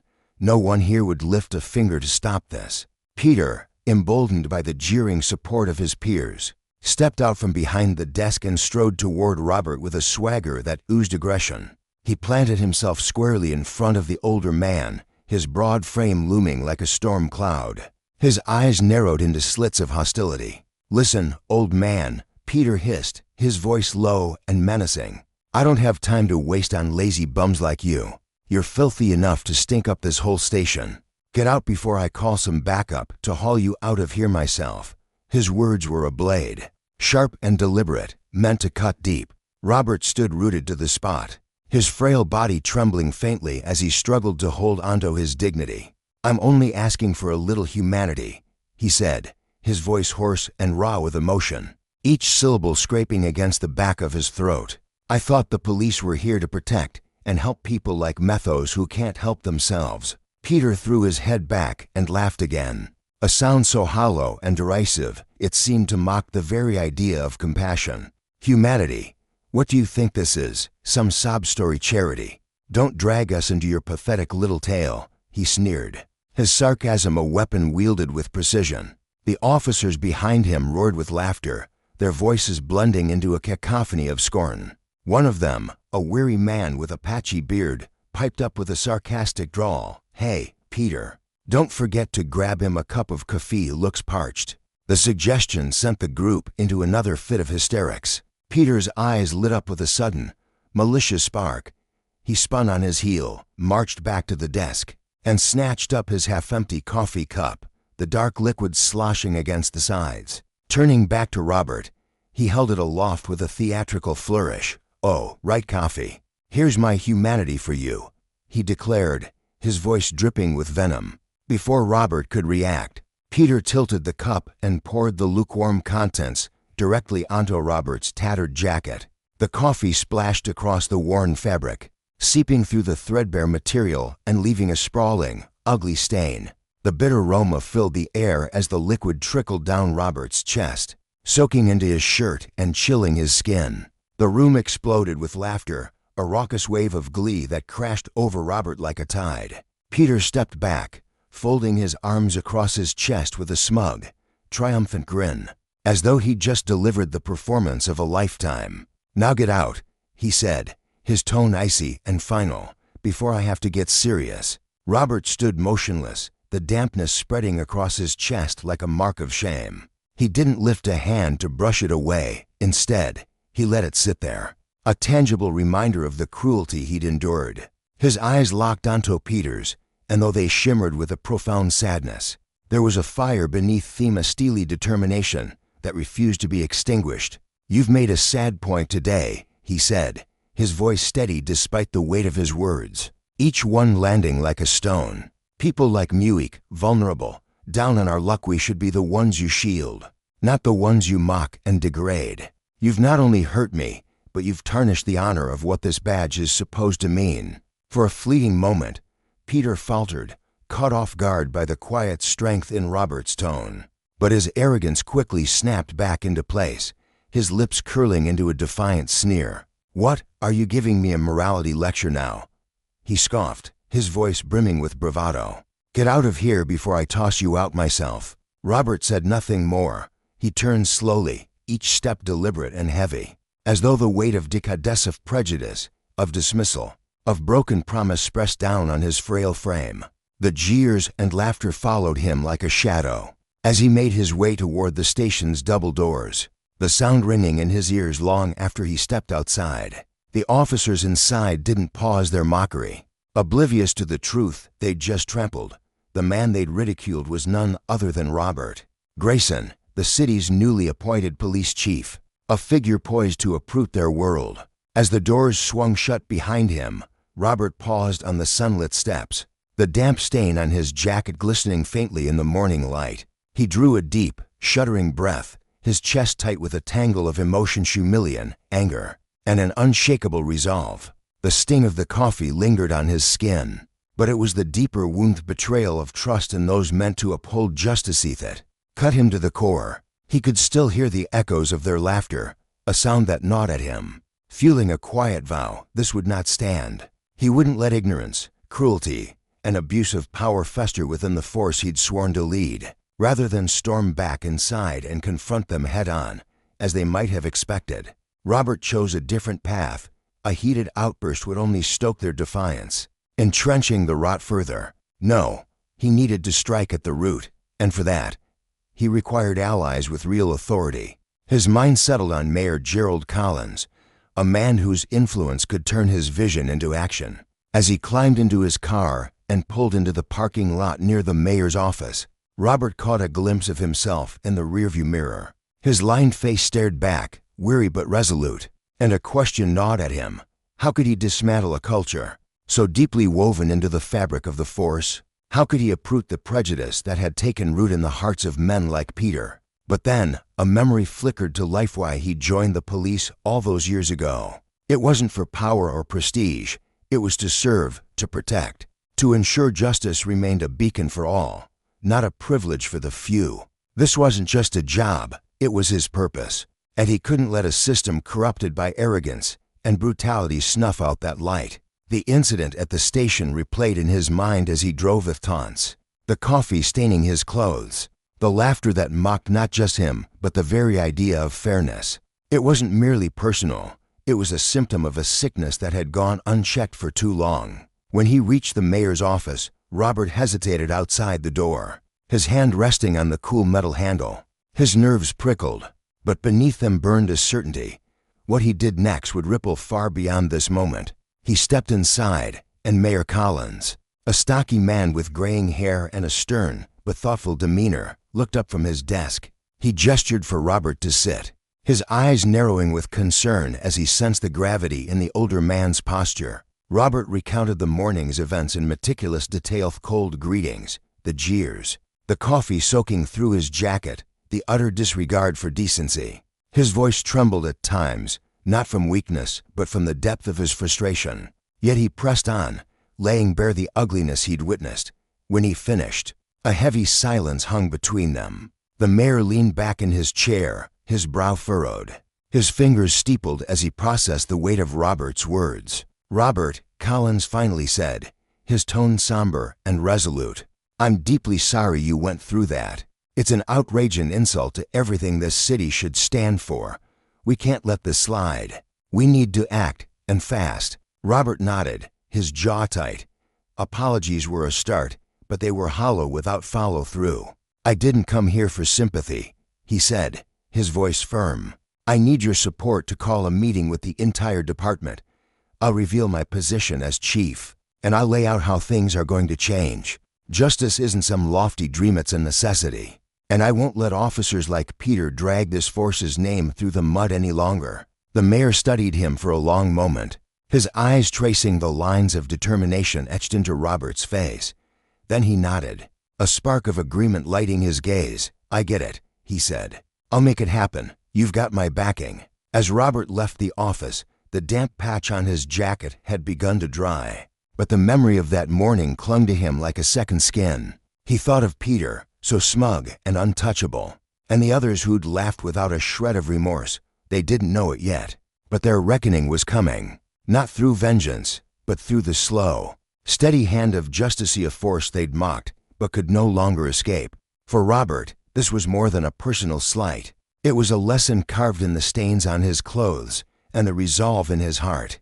Power abused breeds consequences, and he would see to it that the scales were balanced. As Robert Miles stepped out of the mayor's office, a faint breeze brushed against his face, carrying with it a whisper of relief that lightened the heavy burden he'd carried all morning. His spirit, though still tethered to the weight of the challenges ahead, flickered with a fragile hope. He understood that transforming the deep-rooted issues plaguing this town wouldn't happen overnight. Sick change rarely did, but today he had planted the first seed. Each step he took away from the imposing building echoed with quiet determination, a promise to himself that he would not falter, no matter how steep the road became. Meanwhile, across town at the police station, the air buzzed with the careless chatter and laughter of officers going about their day. The scene unfolded as it always had, mundane, predictable, and steeped in a casual disregard that had long festered within these walls. A young policeman, barely out of his rookie years, leaned against a desk, his grin wide and mischievous as he recounted the morning's events to his colleagues. "You should have seen it," he chuckled, his voice brimming with youthful arrogance. "Peter doused that guy with coffee right over his head. Funniest thing I've seen in ages." His words danced through the room, drawing snickers from a cluster of officers nearby. Another piped up, his tone dripping with mockery. "Who does that fool think he is? Waltzing in here asking for help, looked like he crawled out of a gutter." In the corner, an older officer sat hunched over a stack of paperwork, his weathered face etched with lines of exhaustion and quiet disillusionment. He didn't join in the laughter, didn't even glance up from his desk. Instead, he shook his head almost imperceptibly, a silent lament for the state of the department he'd served for decades. He'd seen this before too many times. In fact, the taunts, the cruelty, the ease with which these young men wielded their authority like a toy rather than a responsibility. He'd long stopped expecting anything different. Change felt like a distant dream, one he no longer had the energy to chase. Yet, as the jeers continued to ripple through the room, none of these officers, young or old, could have foreseen the storm about to descend upon them. They had no inkling that the man they'd so carelessly ridiculed would soon hold their fates in his hands, a reckoning poised to dismantle the very foundation of their complacency. The next morning dawned like any other, the police station humming with its usual rhythm. Officers milled about, sipping lukewarm coffee from chipped mugs, their voices weaving a tapestry of idle gossip and half-hearted case discussions. The young policemen clustered together near the break room, their laughter spilling out as they swapped stories about the weekend's antics, or the latest petty crime they'd brushed off with a shrug. The air felt deceptively calm, a fragile bubble of normalcy that hung precariously over the room. But that stillness shattered in an instant when the heavy double doors at the entrance swung open. With a resounding thud, the sound slicing through the chatter like a blade. Every head turned, every voice fell silent as a figure stepped into the station. Robert Miles strode forward, his broad shoulders squared beneath the crisp lines of a sheriff's uniform that gleamed with quiet authority. His dark eyes burned with a steely resolve, cutting through the room like a beacon amid the sea of stunned faces. Beside him stood Mayor Gerald Collins, a man whose presence alone commanded respect, his tailored suit and measured gait a testament to his influence. Together, they were an unshakable force, the pillars of power advancing into a space that had grown far too comfortable in its flaws. Robert's boots struck the tiled floor with a deliberate rhythm, each step reverberating through the station like the tolling of a bell, a harbinger of the upheaval to come. The mayor moved toward a makeshift podium at the center of the room, his posture steady as he prepared to address the crowd. The officers, frozen in place, watched him with a mix of curiosity and unease. He paused, letting the weight of the moment settle, then spoke in a voice that carried the strength of conviction. "Today, it is my great privilege to introduce your new police chief, Robert Miles." He turned to Robert, extending a hand in a gesture that was both acknowledgement and endorsement. "Chief Miles will guide this department into the future, leading with integrity and purpose for many years to come." A hush fell over the room, thick and suffocating, as the words sank in. The officers exchanged glances, their expressions ranging from disbelief to dawning horror. A black man as police chief in this town, in this department. It was unthinkably a break from history so sharp it left them reeling. And then the name clicked, Robert Miles. The man they'd mocked just yesterday, the one they'd dismissed as a bedraggled nobody. His worn clothes dripping with Peter's coffee. The realization hit like a punch to the gut, and the room seemed to shrink under the weight of their collective shame. Peter Jenkins stood rooted to the spot, his face drained of color, his hands trembling at his sides. The memory of yesterday replayed in his mind with agonizing clarity, the way he'd smirked as he tipped the coffee cup, the way he'd reveled in the laughter that followed. Now, that laughter turned to ash in his throat, a bitter reminder of his own recklessness. He couldn't bring himself to meet Robert's gaze, couldn't face the man he'd so carelessly wronged. The shame gnawed at him, seeping into every fiber of his being, a relentless tide that drowned the bravado he'd worn like armor. His colleagues, too, shifted uncomfortably, their earlier confidence evaporating as they grappled with the reality before them. Robert stood tall, his presence a quiet storm that filled the room. Beneath his composed exterior, a torrent of emotions churned determination, yes, but also a deep awareness of the battle ahead. This wasn't just a job, it was a calling, a chance to uproot the rot that had taken hold of this department. He felt the sting of their contempt still lingering in the air, the echoes of their taunts a vivid memory, yet he refused to let it break him. Instead, it fueled him, a fire that burned brighter with every step he took toward this new role. Mayor Collins broke the silence once more, his voice cutting through the tension with a note of optimism. Chief Robert Miles brings with him a wealth of experience and an unwavering dedication to justice. I have no doubt he will steer this department back to its true purpose. We stand behind him, fully committed to supporting every choice he makes. His words were a lifeline, a bridge between the past and the future Robert was determined to forge. Then Robert stepped forward, his movements deliberate, each one a declaration of intent. The officers watched, transfixed, as he faced them head-on. When he spoke, his voice was steady, resonant, a force that demanded attention without ever needing to shout. I want you to understand something. He began, his gaze sweeping the room. I didn't come here just to fill a position. I came here to transform this department into a place of fairness, a place where every citizen, regardless of race, class, or background, can feel respected and protected. What I experienced yesterday's mockery, the disrespect, it stops here. It stops now. His words landed like a thunderclap, reverberating through the station with an intensity that left no room for doubt. Peter flinched, his heart pounding as the weight of his actions crashed down upon him. The other young officers, once so quick to laugh, now stood mute, their faces pale as they absorbed the gravity of their new reality. They'd crossed a line, and the man they'd targeted was no longer a victim but a judge, one who held their futures in his hands. The silence that followed was oppressive, broken only by the faint rustle of uniforms and the shallow breaths of the officers. Robert let it linger, let it sink into their bones. Then he continued, his tone measured but unyielding. Ethics are the backbone of what we do. We're not just enforcers of the law, we're guardians of justice, protectors of fairness, champions of the rights every person deserves. Every choice we make, every word we speak, carries consequences, not just for the people we serve, but for the ones standing beside us. He paused, his eyes locking onto Peter, who stood hunched in the corner, his hands clasped so tightly his knuckles had turned white. Yesterday, one of you treated me in a way that was beyond unacceptable, Robert said, his voice cutting through the stillness. You mocked me, insulted me, poured coffee on meal because you thought I was less than you. A nobody in tattered clothes. You didn't know I'd be the one leading you. You misjudged me, and that misjudgment has a cost. The words weren't loud, weren't laced with anger, but they carried a sharpness that pierced the hearts of everyone present.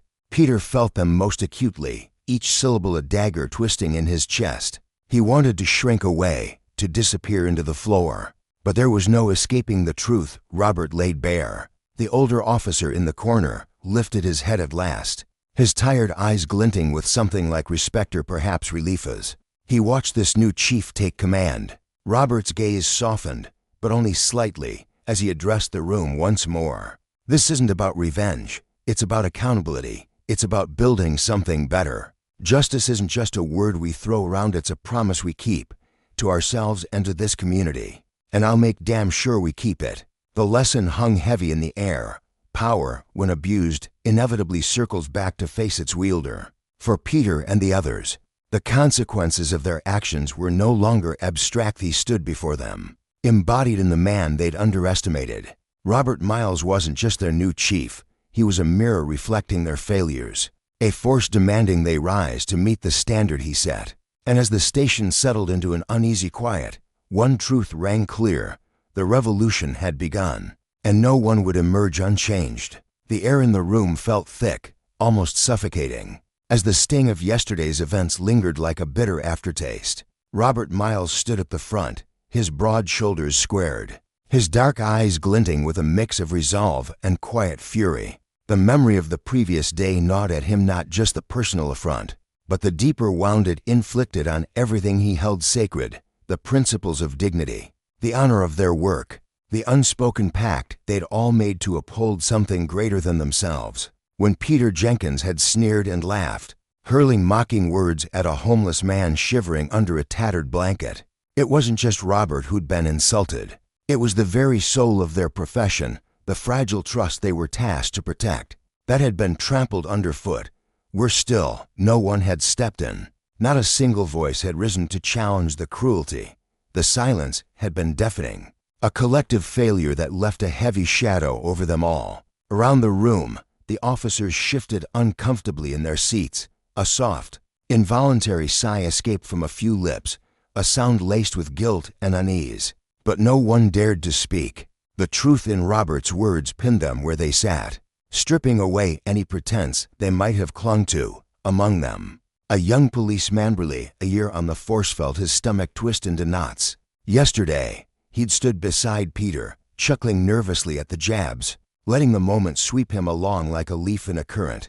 Now, shame burned in his chest, sharp and unrelenting. He stared at the floor, his fingers clenched tightly around the edge of his chair, wishing he could rewind time and find the courage he'd lacked. They'd all known it was wrong, every one of them, yet they'd turned away, pretending not to see, as if ignoring it could erase the stain it left behind. The weight of their complicity pressed down on them now, undeniable and inescapable. Robert's voice cut through the tension, steady and unyielding, each word landing like a hammer on stone. "My decision is final," he said, his gaze locking onto Peter Jenkins, who stood rigid near the back of the room. "Peter, you're done here. Terminated, effective immediately." The declaration hung in the air, sharp and cold, and for a fleeting moment, the room seemed to hold its breath. "You've shown none of the qualities we demand in this job: no respect for your fellow officers, no regard for the people we swore to serve. Your actions yesterday weren't just a lapse in judgment. They were a betrayal of everything this badge stands for." Peter's face drained of color, his eyes wide and unfocused, as if the ground beneath him had crumbled away. He'd thought his behavior would slip by unnoticed, a petty indulgence he could shrug off with a smirk. But now, reality crashed over him like a tidal wave, leaving him stranded in the wreckage of his own arrogance. The other officers exchanged glances, their expressions a mix of shock and reluctant understanding. Some avoided Robert's piercing stare, while others met it briefly before looking away. Grappling with the gravity of what had just unfolded, the young policeman felt his throat tighten, a lump forming as he realized how close he'd come to crossing that same line. Peter's mockery hadn't just been cruel, it had been a mirror, reflecting the flaws they all risked carrying if they didn't hold themselves to account. Robert pressed on, his tone growing firmer, his words slicing through the haze of their thoughts. "This isn't just about Peter. It's about all of you, every single person in this room. You let this happen. You stood by and watched disrespect fester like a wound, and not one of you lifted a finger to stop it.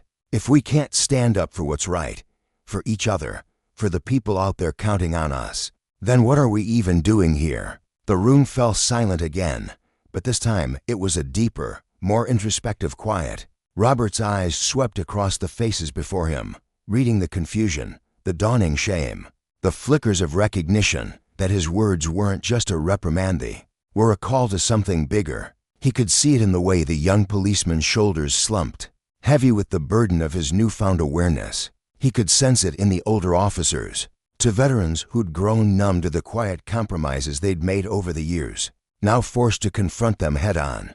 "This job isn't about power," Robert continued, his voice softening slightly, but losing none of its strength. "It's about justice. It's about carrying a responsibility that doesn't bend or break under convenience. And when you mock someone, when you strip away their dignity because of where they sleep or what they look like, you don't just disrespect them. You disrespect the core of what we're here to do." He paused, letting the weight of his message settle. Then, with a measured breath, he delivered the next blow. "That's why I'm mandating an ethics and conduct course for every officer.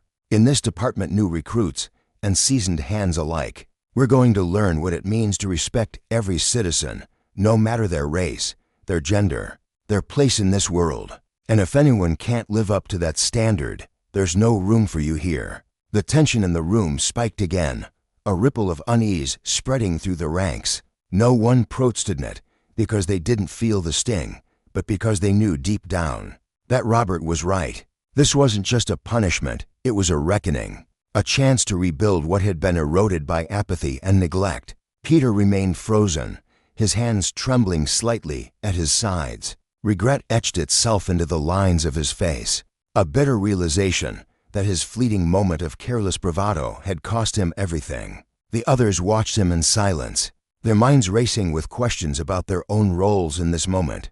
The young policeman swallowed hard, vowing silently to himself that he'd never again let cowardice dictate his choices. Across the room, an older officer named Mark shifted in his seat, his grizzled features tightening as he replayed years of moments where he'd looked the other way, small slights he'd dismissed, casual biases he'd ignored. For the first time, he felt the full scope of what his badge demanded, and it humbled him. Word of Robert's decision spread beyond the precinct walls with the speed of a wildfire, racing through dry grass. By noon, the city buzzed with the news texts pinged between phones, whispers filled coffee shops, and social media erupted with a mix of praise and speculation. Peter's firing and the mandatory ethics training weren't just internal shakeups. They were a bold declaration that rippled through a community long scarred by distrust. For years, prejudice had woven itself into the city's fabric, a quiet poison that tainted interactions between the police and the people they served. Robert's rival as the first black police chief had already rattled that status quo, his very presence a challenge to the old ways. Now, his actions cemented him as a force of change, uncompromising, fearless, and fiercely devoted to fairness. In the days that followed, the department began to transform. The ethics course wasn't just a formality, it was a crucible. Officers sat through hours of discussions about dignity, about the power they wielded, and the consequences of its misuse. Mark, once indifferent to the subtleties of bias, found himself rethinking every encounter he'd ever had. He started volunteering at community outreach programs, his rough hands shaking those of people he'd once barely acknowledged. People he'd written off as problems rather than neighbors. Another officer, Julia, who'd always stayed quiet when tensions flared, found her voice. She began calling out careless remarks in the break room, her soft-spoken resolve earning her nods of respect from colleagues who'd never noticed her strength before. Out in the city, Robert's influence stretched even further. He opened forums where residents could sit across from officers, sharing stories of fear and frustration that had festered for too long. The black community, in particular, felt a surge of pride. Here was a man who knew their struggles firsthand, who'd risen to lead with a steady hand and an unyielding moral compass. Civil rights groups hailed him as a beacon, inviting him to speak at rallies where his words drew roars of approval. Even those who'd never grappled with the city's racial divides began to see the police differently, not as distant enforcers, but as potential allies in a shared pursuit of something better. By the time the ethics course concluded, Robert stood before his officers once more, his presence commanding, yet warm. The room was different now, less rigid, more alive with a quiet determination. "We're here to protect and serve," he said, his voice ringing with conviction. "Not for titles, not for control, but for justice. That's our calling, and I'll fight every day to make sure we live up to it." The officers sat straighter, their eyes meeting his without flinching. Peter was gone, a ghost of a lesson they'd never forget, but the rest of them remained changed, challenged, and ready to carry the weight of what they'd sworn to uphold. Outside, the city watched and waited, daring to hope that this time, the promise of fairness might finally take root. In the pulsing heart of a vibrant city, where the lines between authority and righteousness often blurred, the air was thick with the promise of an unforgettable night. The luxurious restaurant on Main Street stood as a beacon of sophistication.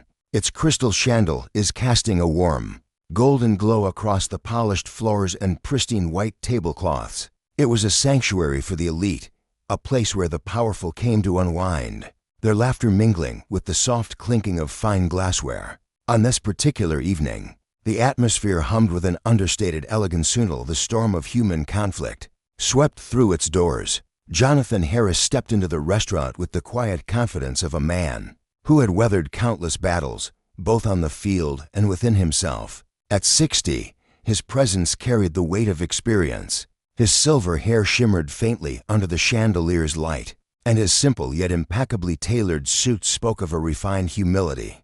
A classic watch adorned his wrist, its understated elegance the only hint of the wealth and prestige he'd earned through decades of service.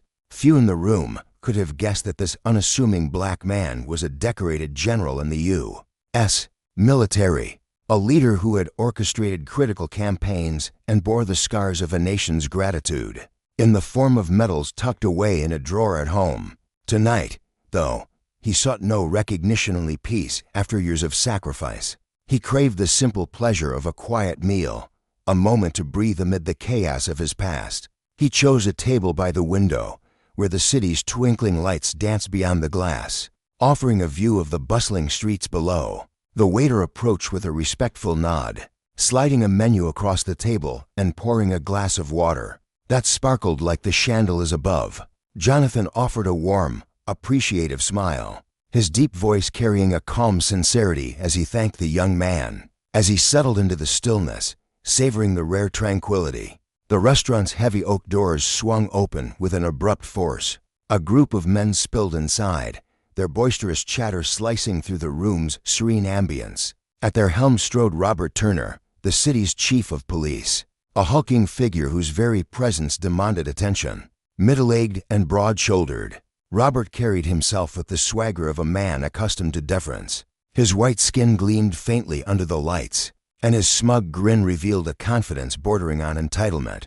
For over a decade, he'd ruled the city's police force, his authority unquestioned, his whims indulged. As his eyes swept the room, they landed on the table by the windowless table, as he saw it, a throne he claimed whenever he deigned to grace this establishment with his presence. But tonight, it was occupied, and not just by anyone but a black man he didn't recognize. Robert's chest tightened with a flicker of irritation, a spark that quickly flared into something hotter, uglier. "What the hell?" he muttered under his breath, his voice a low growl as he strode toward the table. Without a shred of courtesy, he yanked out a chair and plopped down beside Jonathan, the scrape of wood against tile jarring the room's harmony. Jonathan glanced up, his dark eyes steady and unflinching, betraying no hint of surprise. "Excuse me," he said evenly, his tone polite but firm. "Can I help you?" Robert's lips curled into a smirk as he sized Jonathan up, his gaze dripping with condescension. "I think you're at the wrong table," he sneered, the sarcasm in his voice sharp enough to cut. Jonathan's brow furrowed slightly, but his composure held like steel. "I've sat here before," he replied, "and I've got no issue with this seat." Robert let out a bark of laughter, but there was no warmth in it, only mockery. "Do you even know who I am?" he shot back, leaning closer, his breath heavy with arrogance. Jonathan met his gaze without blinking. "No," he said simply, "and I don't think it matters." The words landed like a quiet thunderclap, stripping away the veneer of Robert's self-importance. The chief's face hardened, his jaw tightening as he pressed forward, his voice dropping to a menacing hiss. "I'm the sheriff of this city, and this table's been mine every damn time I've walked in here. So I suggest you get up and move now." The restaurant's air grew thick with tension, a palpable shift that drew the eyes of nearby diners. Conversations faltered, forks hovered midair, and whispers rippled through the room as the confrontation unfolded. Jonathan leaned back in his chair, folding his arms across his chest with deliberate calm. "I don't believe this place has rules about reserved tables, Sheriff," he said, his voice smooth but edged with resolve. "If I'm mistaken, feel free to have a staff member clarify it." Robert's face flushed crimson, his pride stung by the measured defiance. "Do you know who you're talking to?" he snapped, his voice rising.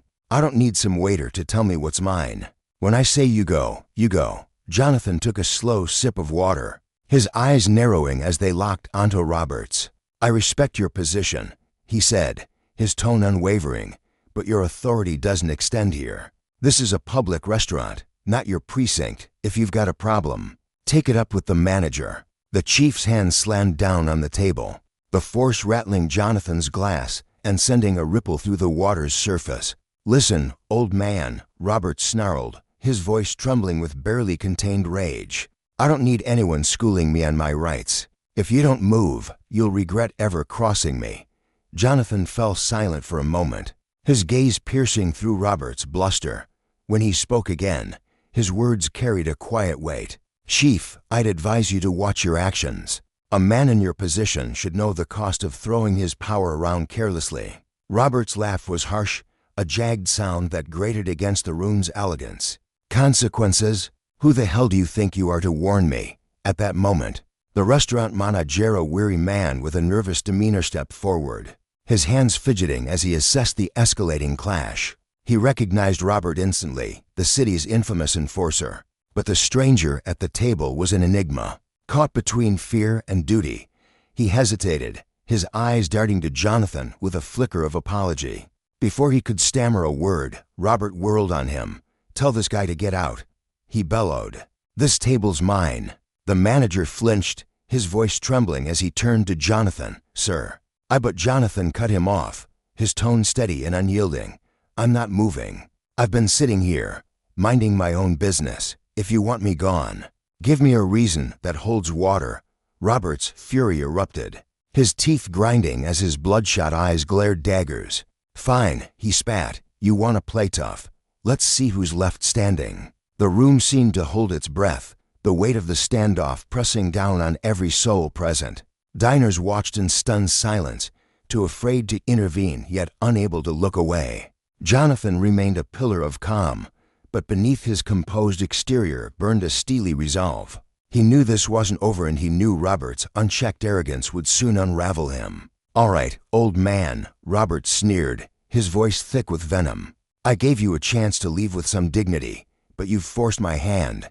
He straightened, his posture radiating menace. Jonathan set his glass down with deliberate care, his eyes glinting with quiet determination. "Mr. Turner," he said softly, "if you keep this up, you'll lose more than a table." "Think it over," Robert scoffed, his laughter echoing through the room like a taunt. "Consequences? You're threatening me. I run this city and the law." Before Jonathan could respond, Robert's hand darted to his holster, yanking out his pistol with a flourish. He raised it, the barrel glinting ominously under the chandelier's light, and leveled it at Jonathan. A collective gasp tore through the restaurant, a wave of terror rippling from table to table. "Last chance," Robert hissed, his voice icy. "Get up and walk out, or I'll make damn sure you wish you had." Jonathan didn't flinch, his eyes flicked to the gun, then back to Robert's face, unflinching and unafraid. "What do you think you're doing?" he asked, his voice a low, commanding rumble that seemed to reverberate through the room. Robert's lip curled. "My job getting rid of people who don't belong." Jonathan's gaze sharpened, cutting through the chief's bravado. "Don't belong," he echoed. "You mean because I'm a black man daring to sit in your restaurant?" Robert's eyes narrowed, his grip tightening on the weapon. "I don't give a damn who you were in my spot, and I won't stand for it." The tension reached a boiling point, the air crackling with the threat of violence. Diners fumbled for their phones, hands trembling as they recorded the scene, while the staff hovered helplessly on the sidelines. The manager, his face pale with dread, stepped forward again. "Mr. Turner, please," he pleaded, his voice cracking. "This isn't the way." "Shut it," Robert roared, his focus unwavering. "Stay out of this." Jonathan, still seated, reached slowly into his jacket pocket, his movements deliberate and unhurried. The room watched, breathless, as the general's calm demeanor clashed with the chief's reckless fury. In that moment, the true lesson began to unfurl, not just of justice prevailing, but of the devastating fallout when power is wielded without restraint. Robert's downfall was imminent, a self-inflicted wound born of hubris, while Jonathan's quiet strength promised to reshape the city's understanding of courage and equality. The night was far from over, and its echoes would ripple far beyond these walls. The air inside the Central Avenue restaurant hung heavy that afternoon, thick with the aroma of frying grease and the faint murmur of casual conversation. Robert Turner, a local police officer with a swagger that filled the room, stood near a table where Jonathan Harris sat quietly nursing a cup of coffee. Robert's hand brushed against his vest pocket, a subtle motion that sent a jolt of unease rippling through Jonathan's frame. The older man's muscles tightened instinctively, though his face remained a mask of calm resolve. Robert, sensing the shift, gripped his holstered gun a little harder, his knuckles whitening against the black leather. "Stop, don't move," he barked, his voice slicing through the hum of the diner like a jagged blade. The command hit the air with such force that a woman at a nearby table let out a sharp scream, her fork clattering against her plate, while others froze, wide-eyed, caught in the sudden grip of fear. Jonathan, however, didn't flinch. His steady hands moved with deliberate grace as he reached into his coat, not for a weapon, but for a phone. He dialed a number with the calm precision of a man who'd faced far worse than this, then pressed the device to his ear. "This is Jonathan Harris," he said, his voice cutting through the chaos with crystalline clarity. "I need immediate assistance. I'm being held at gunpoint by a local police officer at a Central Avenue restaurant. Please contact the Department of Justice." Each word landed like a stone in still water, sending ripples of shock through the room. Robert blinked, his bravado faltering for a split second as he processed what he'd just heard. "What did you say?" he demanded, his tone laced with disbelief, his brows knitting together as if trying to unravel a puzzle he hadn't expected. Jonathan set the phone down on the table with a quiet thud, turning to meet Robert's gaze. His eyes were cold, not with anger, but with a steely certainty that seemed to pierce right through the officer's arrogance. "I think you'll get a call from your superiors soon," he said evenly. "Be prepared." Robert let out a harsh, mocking laugh, his lips curling into a smirk. "Who do you think you are, calling the Justice Department? Some stupid old black man? Don't make me laugh." He leaned closer, his breath hot with contempt, fully expecting Jonathan to shrink under the weight of his authority. But before the echo of his taunt could fade, his phone buzzed sharply in his pocket, cutting through the tension like a siren. With an irritated grunt, Robert yanked it out and answered, "This is Turner." His smug expression melted away in an instant, replaced by a pallor that drained the color from his cheeks. "Mur. Secretary, he stammered, his voice trembling as the authoritative tone on the other end rang out loud enough for the stunned onlookers to hear. "Robert Turner, you have overstepped your bounds. Lay down your weapon immediately. We will send someone to investigate your actions, and I warn you any further moves will only worsen your situation." The words hung in the air, heavy and unyielding, stripping away the last vestiges of Robert's confidence. He turned to Jonathan, his eyes wide with a mix of confusion and dread, the smirk long gone. Jonathan sat there, unshaken, his posture radiating a quiet dignity that seemed to fill the space Robert's arrogance had once occupied. Robert's hands shook as he lowered his gun to the table, the metal clinking against the wood in a sound that felt like surrender. "I don't know who you are," he muttered, his voice barely above a whisper, laced with a fear he couldn't mask. Jonathan rose slowly, his movements deliberate, and stepped closer until he stood face to face with the officer. "I tried to warn you," he said, his tone low but resonant, each syllable carrying the weight of a judge's gavel. "You didn't listen. You brought this on yourself." The words weren't just a reprimand, they were a reckoning, a mirror held up to Robert's reckless abuse of power. Jonathan turned and walked away, his footsteps soft but purposeful against the tiled floor, leaving the restaurant in a silence that buzzed with unspoken questions.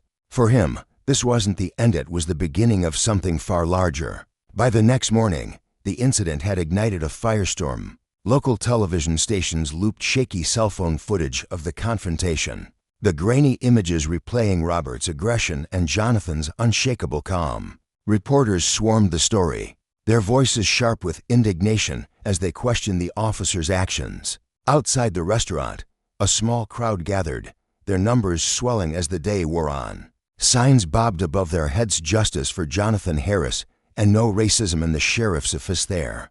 Handwritten letters bold and defiant. Robert, meanwhile, sat alone in his office, the air conditioning doing little to stop the sweat beading on his forehead. His phone had rung again, this time with an urgent summons from the Justice Department.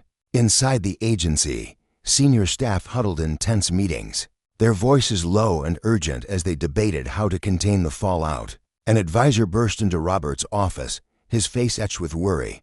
"Mr. Turner, the situation is spiraling out of control. We need to make a public statement." Robert slammed his fist on the desk, the sound reverberating through the small room. "What statement? I was just exercising my authority. He shouldn't have been sitting there, and I asked him very politely, very politeto move." His voice cracked with desperation, but the advisor's gaze sharpened, unflinching. "Mr. Turner, you pointed a gun at an unarmed civilian in a crowded restaurant. You didn't even know who he was. You've shamed the entire force." Robert opened his mouth to argue, but before he could, a loud knock rattled the door. It swung open, revealing to federal agents, their stern faces framed by dark suits. "Robert Turner," one of them said, his voice as cold as steel, "you're under investigation for abuse of power and civil rights violations. Surrender your weapon and badge immediately." The room fell silent, the weight of their words pressing down on Robert like a physical force. His hands trembled as he unpinned the badge from his shirt, the metal glinting briefly before he set it on the desk beside his gun. He followed the agents out, his head bowed, unable to meet the eyes of the colleagues who watched him go. Across town, Jonathan Harris carried on with his day, his demeanor as steady as ever. He didn't seek the spotlight, but it found him anyway. Reporters hovered outside his modest home, their microphones thrust forward, begging for a comment. "I don't need to say anything more," he told them, his deep-set eyes reflecting a quiet strength. "Mr. Turner's actions speak for themselves. I just hope this leads to something better, how people see each other, how they treat each other." But others refused to let it rest. Jonathan's family and old military comrades rallied around him, their outrage simmering beneath a shared sense of pride. A group of veterans who'd served under him penned a blistering open letter to the city's mayor, their words demanding a thorough probe into the police force's practices. The storm broke wide open that evening when the news revealed Jonathan's true identity. His face filled the screen, not the unassuming man in the diner, but a decorated general in full uniform, medals gleaming against his chest. Reporters recounted his decades of service, tales of valor that spanned battlefields and peace talks alike. "He led troops through hell," one former comrade said in an interview, his voice thick with emotion. "He brokered peace when no one else could. To see him treated like that, it's a disgrace." The revelations turned the heat on Robert Turner into an inferno. How could he not have known? Why had he acted with such blind, reckless prejudice? A week later, the Justice Department held a press conference, the spokesperson's voice steady as they announced Robert's suspension and a full investigation. Charges piled up: abuse of power, racial discrimination, unlawful use of a firearm. Beyond that, they unveiled plans to overhaul local police forces, mandatory anti-racism training, stricter oversight, a promise of accountability. The crowd outside cheered, but many still hungered for more. A public apology Robert stubbornly withheld, his silence only deepening his isolation. Jonathan, though he shunned the attention, became a reluctant icon. Invitations poured in, panels on equality, talks on justice, where he shared his story with a quiet power that moved everyone who heard it. "This isn't about me," he said in one speech, his voice steady but resonant. "It's about the millions who've faced discrimination, who've felt the sting of injustice. We have to change that together." Robert's fate, meanwhile, came swiftly. Dismissed from his post, stripped of his benefits, he faded into obscurity, a cautionary tale of what happens when power is wielded without restraint. Jonathan returned to his quiet life, but his story lingered, a beacon of resilience and a reminder that justice isn't a gift bestowed, it's a cause, defended with unwavering resolve. At the restaurant, a small plaque now sits by the door, etched with his words, "Justice is not something we seek, but something we persistently defend."